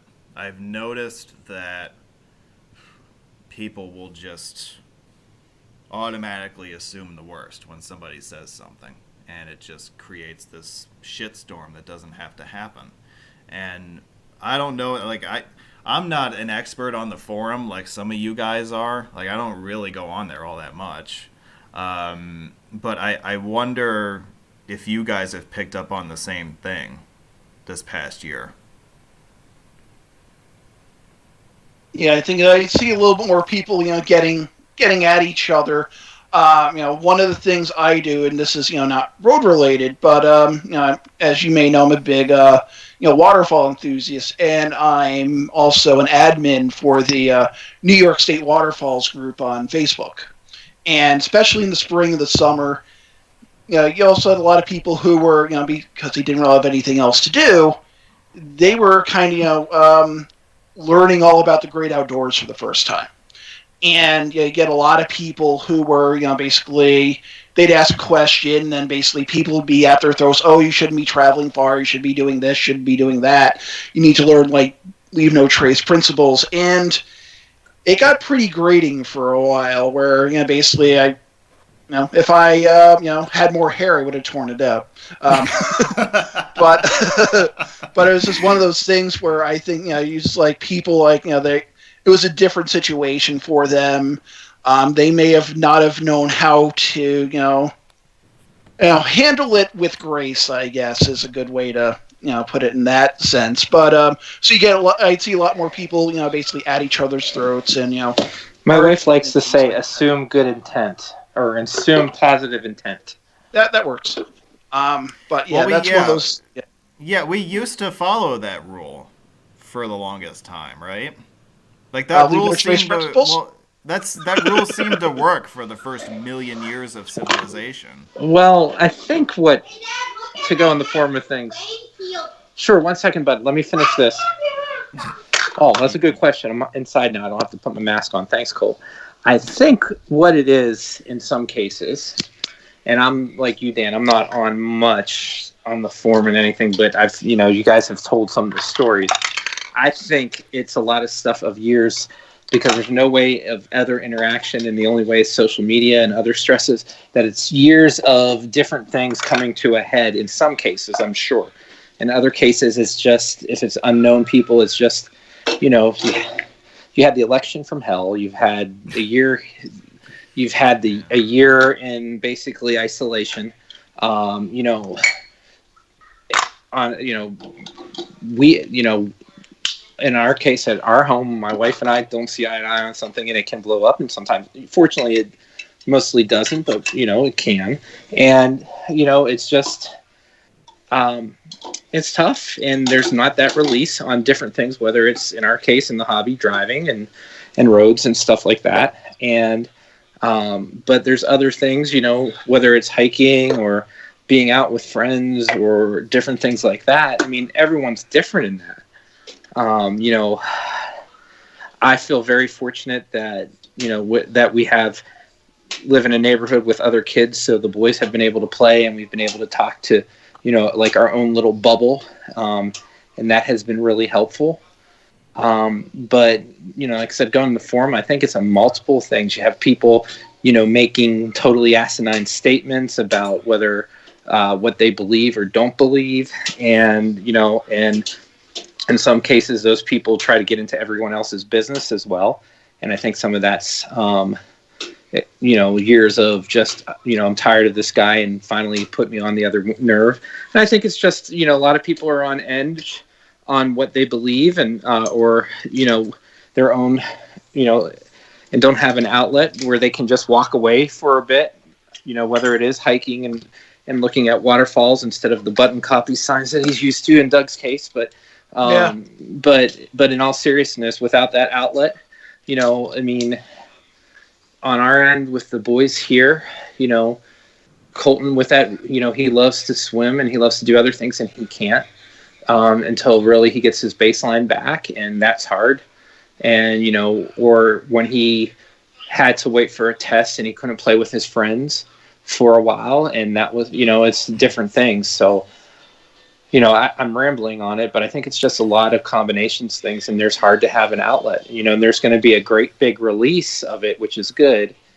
Hopefully coming up soon. I'm more optimistic of it, for the most part, but it's hard, and it's just it eats at everyone differently. It's eaten at everyone, people that you wouldn't think, and have, there's, you read stories, how it's impacted on kids, adults, we've, and everyone's had, their own personal issues with it. And it's hard. And hopefully we just have a big release, and you just have to hopefully, do positive intent, and, sometimes you don't. And, just, hopefully you have, in our case, and we have here with this group here, a trusted group of friends that, we've been able to rely on. In some cases, you guys more than probably me with y'all with it, but, your whole Northeastern group has been great for each other. It's awesome to see, and how well you guys have done things to help support each other, from a distance. I'm on the outside of that, being in the Southeast, but also because of kids and everything. But what you guys have done, and I've seen in the chat and discussions and things here, has been a support group for them and for everyone involved. And I think it's been really helpful. And hopefully when this is over, at Steve's house, because Steve likes to do these things, I think you guys should just, see how hard it is to get somebody to get one of his neighbors to call the cops on you guys for being too damn loud. Well, that's why we have a big gathering at my cabin where there's no one around. Yeah. But and we can burn stuff. Do that or at Doug's cabin, but if you do it at Steve's house, then there's just the stories of having Steve involved and everything else. So Steve needs to be the host of the first annual drone off between me and Scott, I think. That would be fun. That'll get the cops called on us. What are all these drones flying around for? I want to just throw in. Yeah. So I often have described in this past year with my mental health. I think of it as the temperature gauge in your car dashboard, right? Mm. So generally your car dashboard, that gauge is kind of chilling in the middle, and that's generally where it stays. But then if your car starts overheating and it's slowly goes up, I think, up, Well, now it's hitting the cars. I think Laura overheated because we lost the signal from her for a second there. I think, Laura, did your temperature just overheat? I don't know. She's better now. Yeah, we kind of lost you. She's a married woman. She's a married woman now. Come on. It's true. But anyway, so I feel like in this pandemic, a lot of the pandemic, my gauge has been like one notch down from overheated, and that things that normally wouldn't piss me off, like somebody says something the wrong way or does something the wrong way, suddenly my car is overheated. Yeah. And I'm upset, like, or I'm angry, or I'm just super pissed off. Either way, the emotion is way beyond what it would have been, before COVID. And I feel like a lot of people are running with their gauges much higher. Yeah, or running on empty. If you want to put they're pretty much on fumes now. I mean, yeah. It's that point. Just to give an idea. I mean, with Colton's conditions, we decided the best things for him was home and school. Us being at home and school. And when he has to, on those days, if he has to take a test, fortunately, they are going to have in school testing now, which hopefully will that day when it's virtual school is just hell for the three of us. Nash is fortunately in preschool when that happens. And it's just to a breaking point. And it's even that with our neighbors with their kids. It's just like they're going, two of my friends, Colton's friends, they're going to back to school on Monday for the first time. We had options of virtual or in person. I won't go into details, but they're going through because they were just like, us and the kids are just at the breaking point. And, we joke though, tomorrow at noon or at 8:30, whenever all the kids are at school, we're all going to get out here in the street and celebrate. Yeah. But it's either, like you said, 1 degree from overheating or you're on empty and you're just ready, you just want to let it all out. Let it all, just go. Yeah. So, it's good to find a release, even if it means to go outside and yell or things like that or something like that, or in the shower and yell. Sometimes I'll do that. But it's probably TMI. Thanks for sharing a word for everyone. But that's, I think, the hard part. There's just not been that release. There's not been that, hey, I'm going to talk to somebody at work and vent to, or on my walk with the neighbors and things. And I think that, to go to yours thing, there's not that steam valve of releasing. And I think either you run out of gas or you just explode. I think in some respects we are getting to the end. We are reaching the light at the end of the tunnel in some respects, I think. Just not in Italy. Well, yeah, I like to think that with vaccine rollout and stuff like that we are reaching the end of the line here. But yeah, I have noticed that people's tanks are on empty, and so is mine. I've found that I have handled situations differently the past year than I would have in the past. And I think a lot of that can be chalked up to, well, there are other things in play too, but if you want to take just the past year as context, just the stress of everything, the uncertainty, just how quickly things were stripped away from us as far as what we considered to be normal activities. And yeah, I've noticed a lot of people who, and I don't mean to say this, in a negative way, because everybody deals with things and everybody copes with things differently, so that we should not hold how people cope with things against them necessarily. But I have noticed that people have coped with things in different ways than I thought they would in the past. And it's been a very eye-opening experience for me. I don't know how you fix that. I don't know how you get back to where we were before. I'm not so sure it's as simple as slowly. I don't think you just reopen everything and say, okay, we're all good. It's it's going to take time. It's that first visit to your family. It's being able to have a birthday party. It's Christmas if you didn't go places this year.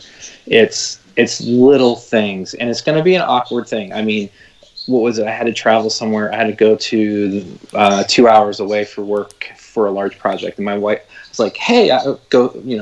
I asked my wife. I said, "Hey, look, I'm going to Fletcher. Is this all right? And everything's good, or can I go into work next week for a day?" She goes, "You're just happy to wear pants." I said, "Yeah, pretty much." But I mean, and for me, my thing through this is sometimes if you can't laugh at yourself, who can you laugh at? But in all seriousness, it's sure. 1 second, bud. It's Here we go. thank you. It's it's going to take time. It's going to take little things. It's going to be a chance to grieve. The matriarch of my wife's family, her and Steve's met her, and I think Doug met her. Nana, who she passed away. She fell right before this all started. At 99 years old, broke her hip, and you know what happens when that happens usually. So she passed away in hospice about a couple weeks into the pandemic. They haven't had to have a chance to really have that 100-year life. We were going to have a big party, and Doug knows just how Maggie's family likes to have a big party. Oh, they do. Yes. That at her mom's house for her was going to be 100th birthday, but celebration of her life. They haven't had that yet. So it's going to be things, but the chance to grieve, the chance to celebrate, those little things will happen, and they're just going to build. And it's going to take some people quicker and some people longer, and some of them are going to be a fake facade versus, how they're really feeling and everything else. But it'll take time. It might take a bit. One of the things that was been hard on me is, we used to like to take the boys to a lot of different places, and to various children's museums and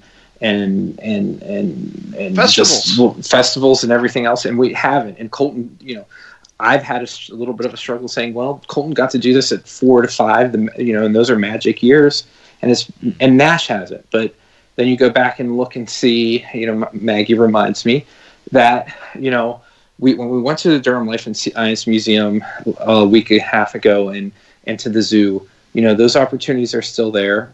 We're fortunate that we can do a lot more than others, maybe. And you just maybe spend a little more time there longer, or just enjoy it and go back to the basics and enjoy things. I think what will help is it's going to be a lot of those little things, those little nuances, those little things that people have missed, the stories to catch up. And that will bring a lot of people together and closer. It will take time. But, we have like a tracker at home. My dad has had both shots. My mom has her first, soon to get second. My sister and her partners had both of theirs. My wife's dad and stepmom have had both of theirs. Her mom's middle husband's had both.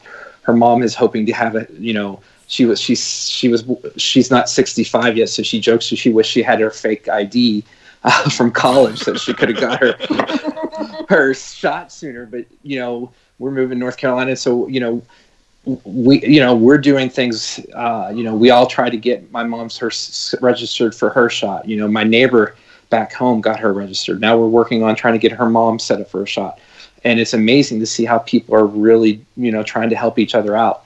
But I think there's things for optimism, and it's just going to be those little things. And, I don't know. I don't know how that will be when it does happen and how to do it. I just know that one time when we went up in September to my parents in Pennsylvania, that mom's in the middle of all this chemo and all this stuff, that we were from a distance. We stayed at a hotel. We spent a couple hours and wore masks and stuff like that. But that was just enough to brighten for a month, a couple days. And, they can't wait to do that. And so I think that's how we'll get there. And like I said, it's not going to be overnight. And some people are going to take longer than others because there's different things. And, we just have to realize that. And this is, saying this because I need to do the same too with others. So this is, I might have to tape this and play this to myself whenever I will be frustrated or something. So, that's really how I see it.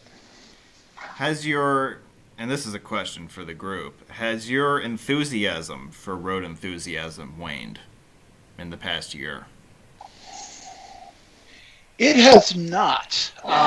Basically, especially because I have a ginormous backlog of photos, it allows me to kind of, basically approach, the hobby in a different way. Yes and no in my case. I think for me, the no part is just the stuff I enjoy and the things that the telling the story. The yes part is just this. I don't, we've talked about it before. And Doug, it's just the stuff that's just not interesting to me. That okay, we all know that wrong way, the wrong way multiplex, just the basic stuff and the sign stuff. I mean, it's staples of it. But that stuff. I don't know. I going back to the podcast, I talked about how, I wish more people would jump in and tell the stories and do things. So I guess the stuff that I'm interested in, no, but the other stuff that I'm not and everything that people, like to do, hey, just take a photo of one sign and post, and for no reason, I don't know. It's hard to explain, but and those things, it's like, no. But yes to this, it hasn't done anything on the things that I enjoy and like to go into and hope to have more time to do. I gave birth to Rainey 20 months ago, and having a child as a road enthusiast has renewed everything for me, because now I get to experience everything. Everything is new to her. So I get to re-experience it with her as she does for the first time. And as she grows, she's not going to remember where she went when she was 2. But it's another excuse to go re-clinch again. Laura, have you done the county map just for her yet? I have. Okay. She has I did that. own mob rule map.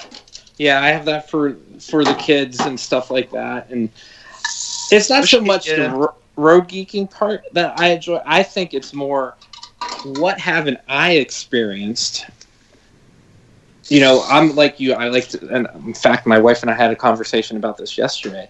I like to share the stuff. I don't like, as much as I like to travel and stuff, I don't like to do it alone. I actually enjoy with my family to go and do stuff and share either places I've been to with them so that they can share the experience I had. But I also think of the experiences, I never would have had a reason to go to downtown Charleston. Sorry, Dan, if it wasn't for us going to St. Louis that year and saying, all right, we got to get the kids out of the car. Let's find a children's museum. And we spent time there. So, and different things. And, when we go to different state parks or different places, it's go through. So I agree with you, but I also think the kids bring experiences that we would not had done and seen otherwise. Very true. Very true. Yeah, I don't know that the answer is that it's declined for me. It hasn't grown. I know that. I know that my experience in the past year and the way that I have coped with those experiences has not been something that I'm proud of. And being at the center of a movement to try to give people live programming once a week, while at the same time trying to avoid conflict, which, as you guys know, is not easy for me to accomplish. But that has taken a toll of some kind. I have to tell you that when I was driving West Virginia corridors and like driving H and driving G, and I was by myself and I was completely detached from everybody, that was awesome. Like I just loved that. But I find myself ever more at odds with the community.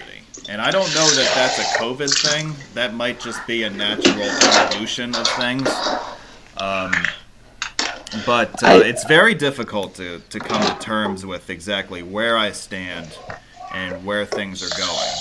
I don't think it's I know that you're at done odds. well. I know that I have done a lot of good for the community in the past year. You've done a tremendous Yeah. amount of good. Dan, I can empathize with that because and Doug knows this just from all the years he's known me and talking. And going back to yes and no, I go through saying, streaks of cynicism about it and different things, or what you can say. And I'm not on everyone's happy list either over the years and different things like that. But no, you're not in an odd out. And you know what? It's like us with Gribble Nation and stuff like that. It's just that when you have a position or if you put yourself out there, some people not like it. Some people just like the happy.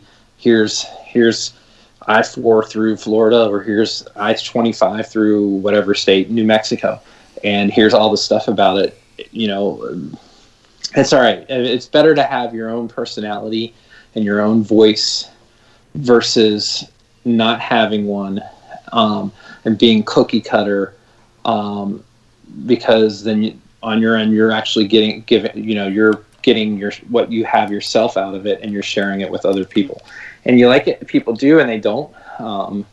But you're not on odds or anything like that. It's just that some people or groups are just, they flock more to that than what it is, and sometimes you feel like you're fighting to get acknowledged, or hey, look, we're doing some stuff here.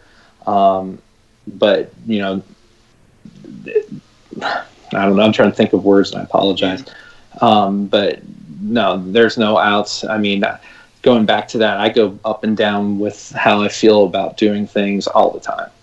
Yeah. So I have two mottos that I butt in. I have two mottos which I follow. With respect to the hobby, one is it ebbs and flows. So sometimes basically your interest, or basically your standing with others in the community, basically sometimes it ebbs, it goes down, or sometimes it flows. So it ebbs and it flows. The other one is the hobby is what you make of it. So basically, whether it's interacting with others, or basically what enjoyment you get out, or what you share, it's what you make of it. So in the end, it's basically you do it because you enjoy doing it. And basically everyone has their own style. Everyone approaches things different. Everyone approaches others in the community different, and that's okay. Yeah, to go along with that. So it's funny because as overall my interest in enthusiasm has grown, one part of the hobby that has diminished for me is urban freeways. And because now I really think about the neighborhoods that were destroyed, and it makes it a lot less desirable. And I think about the rural freeways and blasting through mountains, and that didn't need to really be blasted through. And so those roads are a lot less appealing now. But it's amazing how that's a hot take in our community, and how I was told in a thread regarding how I disagreed with I-95 ripping up neighborhoods in Wilmington, that I must clearly hate roads. Yeah. That there's a lot of gatekeeping that happens, that if you don't go along with, if you don't toe 100% the party line, you're not a real road geek. Ooh. Yeah, no, a real road geek is, as I said, you have to have a I hate Breezewood page or an I hate I-99 page. That's right. Well, see, I don't hate I-99, and I love Breezewood, so clearly I'm a heathen over here. Yeah. No, what is it? There's this one Yahoo group. They still to get in to join, and I just joined it. I think it's Road Geekery. They asked, what's your thought on I-99 as one of the joining questions. I'm like, It's been 30 years. I don't give a flying whatever. And I got in.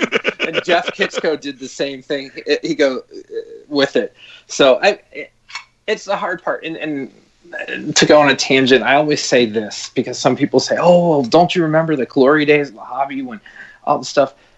In the late 90s, mid to late 90s, or 2000, 2001, it was new to everyone. So it wasn't like a bunch of kids, even grown adults, because we didn't know. It was the first time of sharing information and that stuff. So all that stuff, and that might be part of it for me. I've been around almost 25 years now. Yeah. And maybe that's more of it saying, okay, I've been through this enough times and everything else, and it's been asked and answered, to use a legal term. But and if Sandor's listening, maybe Mark Fannin was right that the FAQ was of value, the old MNTR FAQ. But I think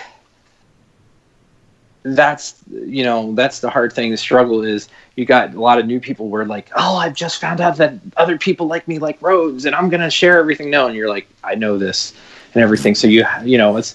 I can be like sometimes roll my eyes and give a hard time, and I'm trying to be better at trying to encourage it. Steve's good at that. Steve's Alpert has helped me, and whenever I would get frustrated with something, and Steve's been really good with that. But that's just a tangent off the you're not a real road geek or anything, and that's the other part. And I think, and we've had a Gribble Nation chat talk about this, that we're trying. I use the term, I don't want to say actively disrupt in a bad way, but we're trying to, just look at things differently, or, with the podcast and Dan, what you're doing here, and just having an honest discussion. I don't think has in some of the key communication groups within the hobby, whether it's Facebook or through the web. And in some ways it's sorely needed, and a lot of people won't put their name to it or out there, and the four of us and the people you've had in various discussions like you had with H and other things, or at least putting them out there and have a discussion. And there's nuances to everything, and I think sometimes people don't realize it's nuanced. I think it goes back to we've become more of an all or nothing society in certain things, and that's not how it works. There's nuance. There is nuance, and you can simultaneously, and that's what's so hard. I mean, I was just this afternoon. I was in southern Baltimore City, and I was there familiarizing myself with some neighborhoods, and because I'm going to be part of a mid-semester review for evaluating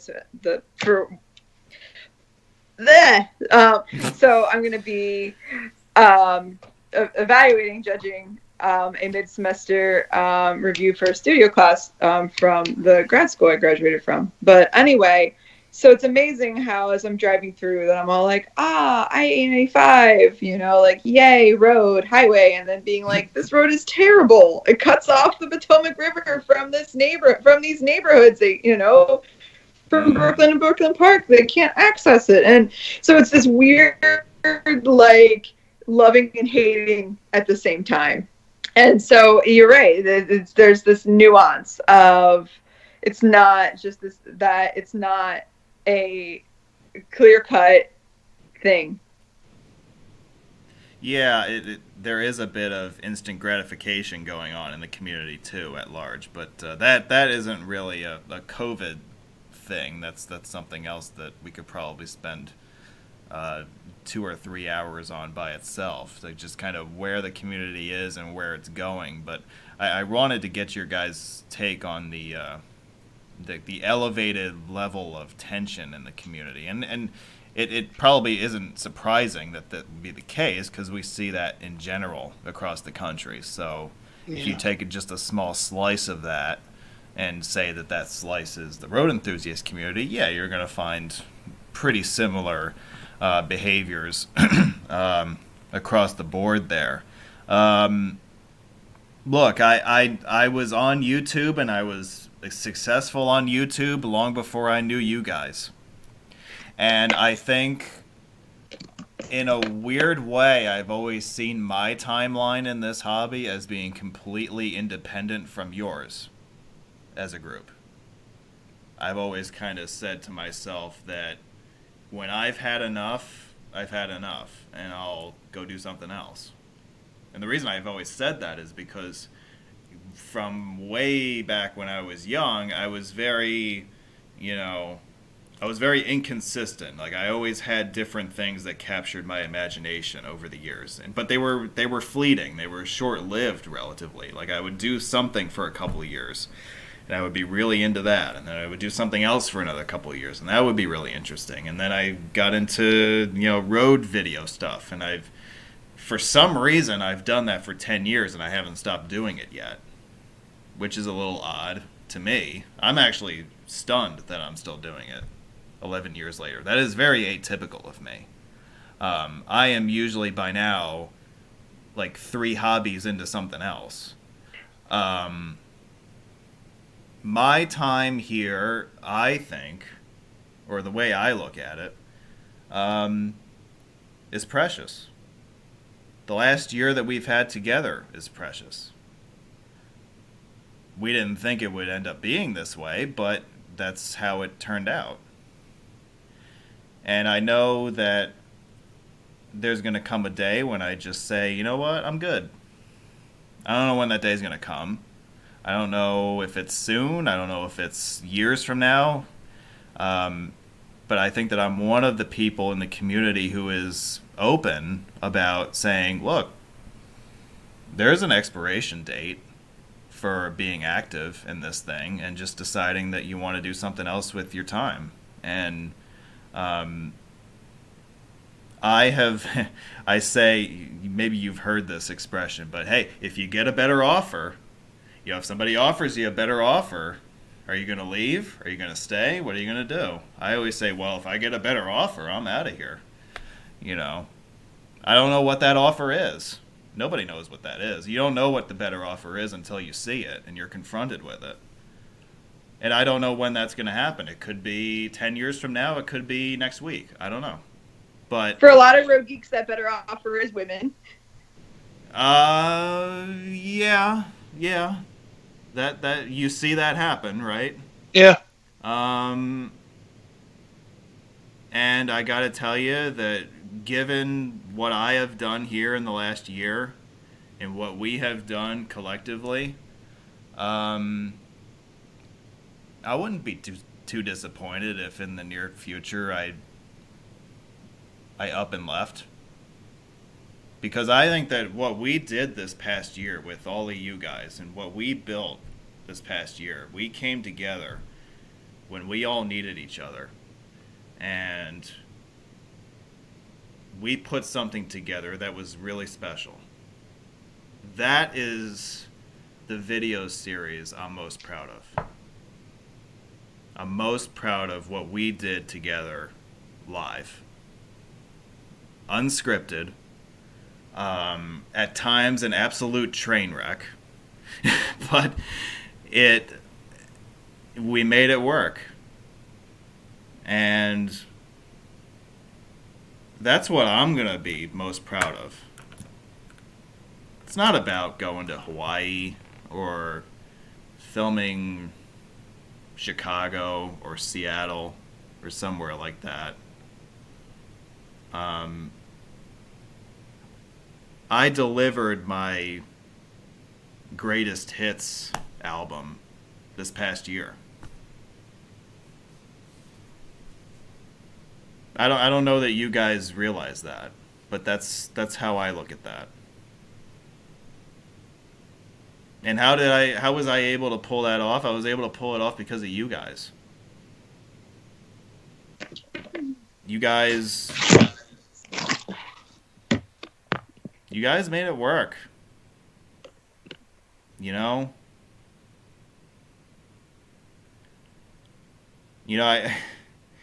I really struggle sometimes with the idea of what am I going to do next? Because what is there to do after this? There's always something. There's a lot to do. There's a lot to do. And here's the thing too I think about. So one of my favorite musicians ever is Todd Rundgren. And most people, when they think of Todd Rundgren, they think of when he was mainstream, popular in the early 1970s. And everyone thought that, and basically he had some hits and really big, commercial album. And then he decided, you know what? Screw this. I don't feel like making top 40 music anymore. I just want to make whatever I want. And so it's funny how, all the reviews for his next, for the album that followed that, we're all like, oh, this is so weird, and why didn't he just make pop music? But he's still making music to 50 years later. Yeah. And he is basically run on the principle of, I'm going to make the music, and I'm going to do the project, and I'm going to do the stuff that I want. Who cares if other people think my magnum opus was in 1972 or in 1975? Because that's not the point. The point isn't just to, make this one, commercial successful thing, or to even, follow in one particular path. It's to just, keep going, do whatever interests you, and, follow the path that you want to take. And, maybe you keep going, which I hope you do. I've loved all of these videos, and maybe they aren't the ones you make. Maybe they aren't as great. But who cares? Because they're still your creative output, and it doesn't matter what in the ranking how they fall, because you're still making something really cool. Yeah, I look at it in my case where I'm kind of basically writing a memoir of my life and the places I've been. I look back at my grandmother. She was born on a farm in Oregon, and she was the only one in her family to leave their town. And then she eventually met my other grandfather, not the one who grew up in Rhode Island, the one who grew up in Germany. Basically, but he was in the service. Basically. In Portland, and then they moved to New York, and basically she had all these different life experiences. She traveled all over the world, and did all these cool things, and it's basically. And I look back, towards the end of her life, she had all these stories, but they weren't written down, they weren't documented. And I look at all the things I've done in life, all the places I've been in. Part of me, during the past year too, is realizing, hey, basically, I've been doing all, basically sharing all these places I've been, but, basically, I'm really telling my story, and like the past year, that kind of really took another step. It's like, hey, basically, I have a lot to share. Not everyone is sharing it the same way I am. Yeah, and Doug, your effort has been incredible. I mean, it's so cool when because you've published hundreds of thousands, if not a million at this point, pictures. And it's so cool when I come across, a random article that, it gives you a photo credit. And I'm like, oh, look, it's a Doug. Yeah, I get surprised by that too. And, basically, I know I was uploading things with Flickr, but, you'll see a lot of, like, the articles I read. I'm a big morning person. So I'm up at 5 in the morning, and because I'm working from home right now, I get to basically blog till I have to get ready for work at like 7:30 in the morning. Yeah, you have that gift. I don't have that talent. I don't even drink coffee. The hard part for me is it's all a blur at the end of the week, but and to go on to that, I mean, I consider the Crossroads Project as an extension of the blog, and the hobby, and it's more specific and everything else. And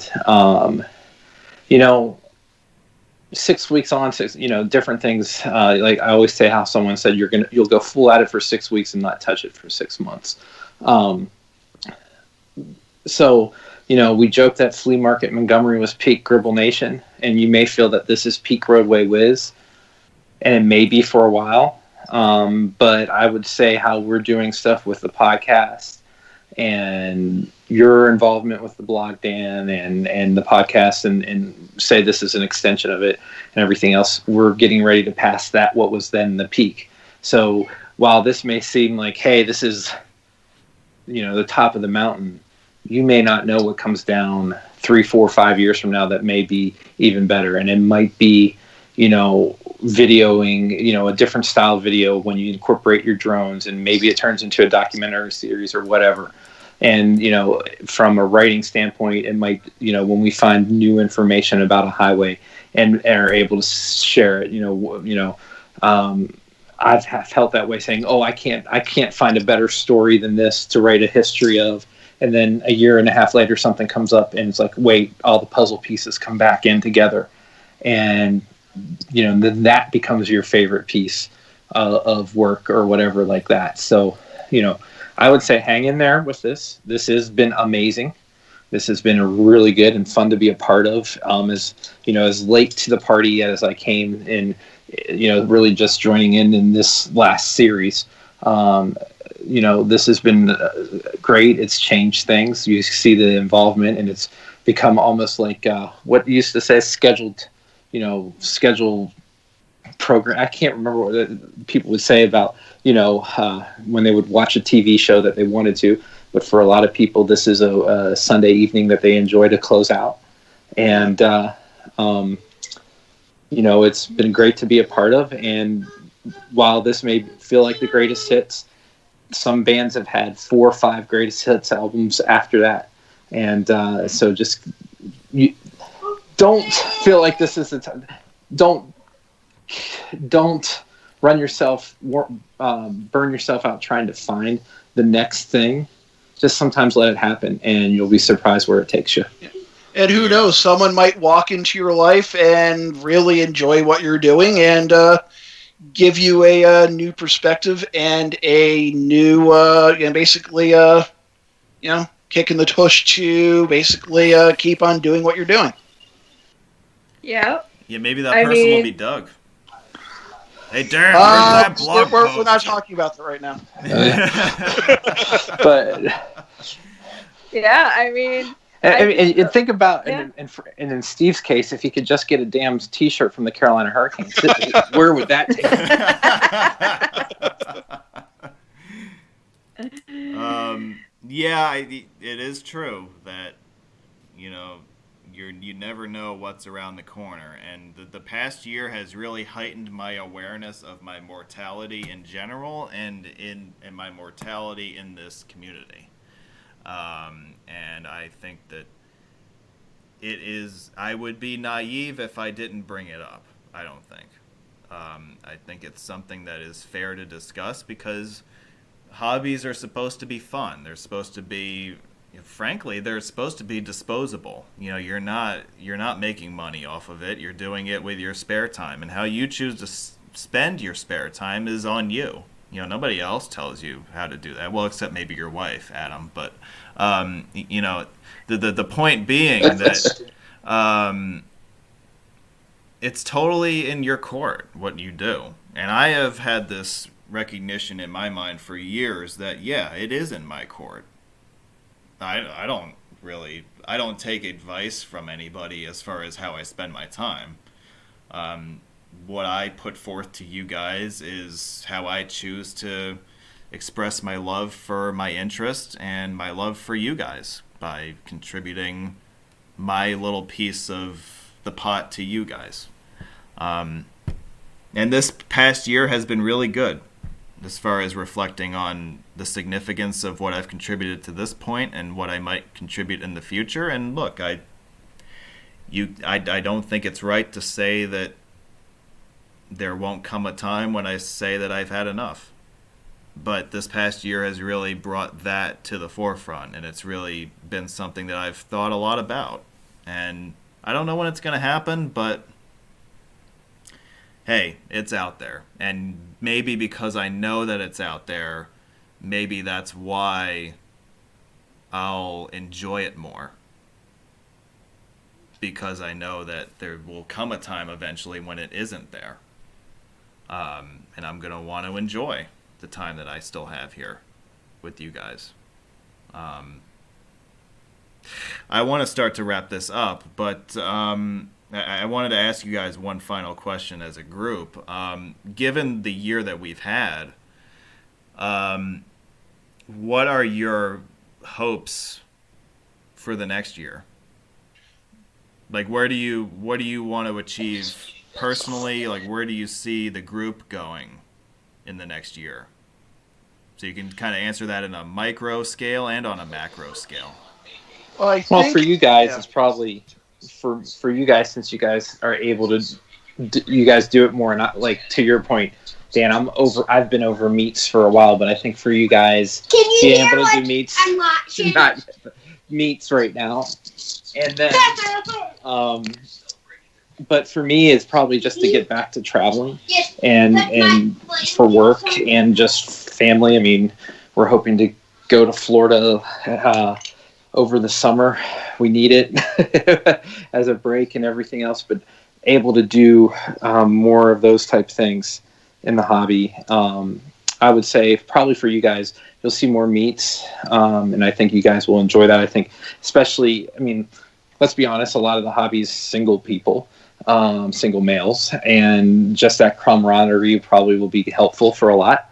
And then just for me, just probably if I get back to doing some normal work stuff, and then where the weekends don't blend into the week because I'm working at home, and then also the ability of us as a family to go go to different places, see family, and then just slowly pick up to where we were. I think in my case, it's basically, there's a lot of things I couldn't do during the past year that I want to get back to doing, or places that, I have a long list of places that, I've been wanting to get to, even now, not even just roads, but or some of my other interests as well, that I haven't gotten basically to do, and basically I'm looking forward to doing that. And of course, maybe it'll be time to do some new things to, basically have some different experiences. Maybe I'll spend a weekend in a treehouse for all I know. I'd like to see you write a blog about that.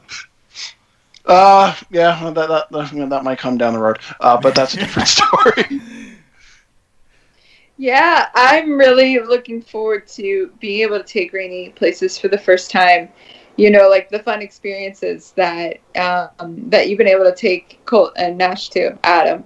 To like children's museums and different playgrounds, and like the zoo, and like county fair, that sort of stuff that she was too little for before the pandemic, but now is getting to be the age where she can really start to enjoy that stuff.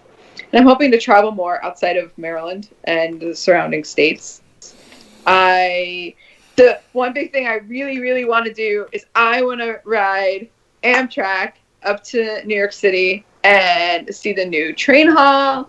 And really just, I've never ridden Amtrak to New York City, and that's something I really want to do. It's a different kind of road. It's a real road. I know. Maybe you can take Rainey up to Connecticut at some point. I could, yes, and I really want to do that. And yeah, I'm looking forward to seeing all y'all in person again, and to be able to give lots of hugs. I know. I have missed giving I know. hugs. I have not experienced a Laura hug in over a year. I know. And that's it's been criminal. way too long. It is criminal. Hey, your attendance, Laura, is mandatory at Corco's welcome party in Connecticut. So I bet you there. I will be there. Okay. Yeah, and I'm really looking forward to seeing Corco too. I haven't seen Corco in person in a few years, so yeah, same here. And basically the one thing I look at is like our group of basically our group that we basically converse with on a regular basis are not just friends that I share a road hobby with. They're basically, I consider you all good friends of mine, basically in all respects of life. So I agree.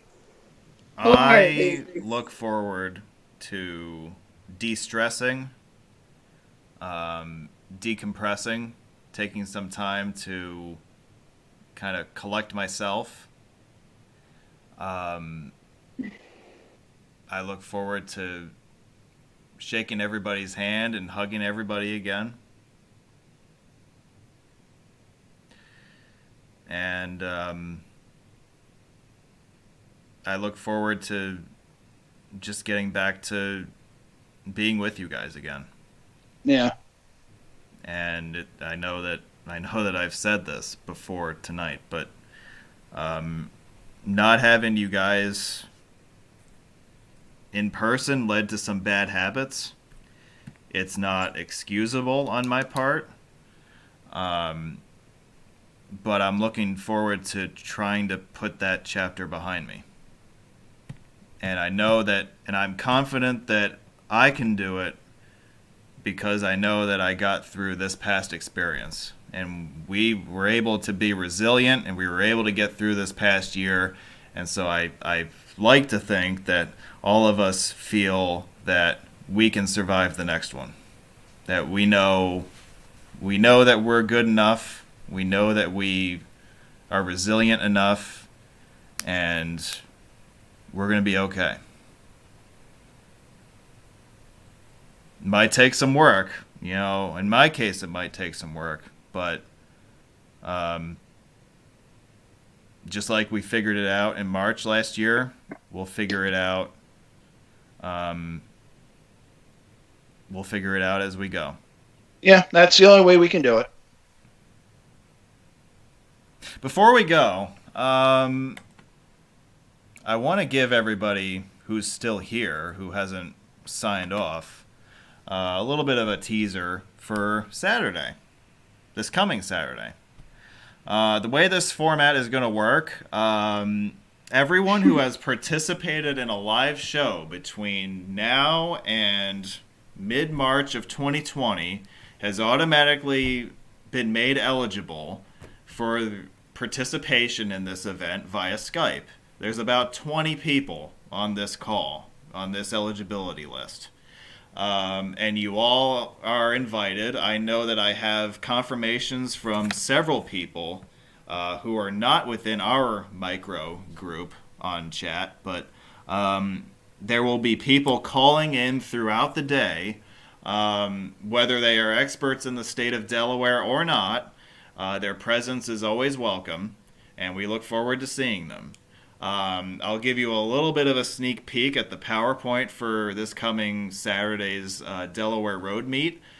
This slide is here pretty much to convey in picture form that trying to clinch Delaware Route 15 makes people angry.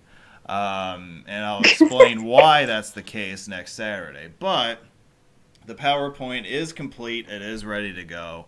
And I look forward to having the cast of thousands on Skype and in the live chat, hopefully, next Saturday.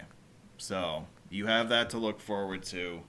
That's going to be the last live event we do, at least for a decent period of time. It is the end of this season of programs that we started back in December. Who knows when do you think? I was going to say, when are you thinking of the next season? How long of a break do you anticipate? Oh, that's a good question. Hopefully long enough for me to gather some new material. Yeah, and take a breather. I mean, basically, it's been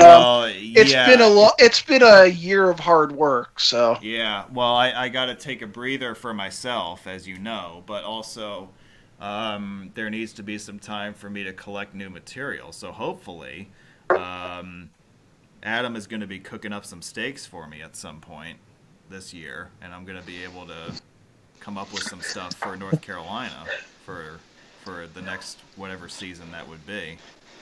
I know you're listening, goodness. Adam. I know, I'm here. yeah. Oh goodness. And we have some old wood siding to burn. Yeah. But I don't know. I don't want you guys to take this the wrong way, but I look at next Saturday as the end of a sequence that we're just coming to the end of. Like, it took a year for us to make that arc, and now we're at the end of that arc. Doesn't mean that a new arc won't start up from there and take us to other places as well, but we've reached the end of this first cycle. And I want us to approach next Saturday as if we won't do another one. Like, I want us to say, you know what? This is it. Let's make it the best damn one we've ever done or will ever do. That's what I want.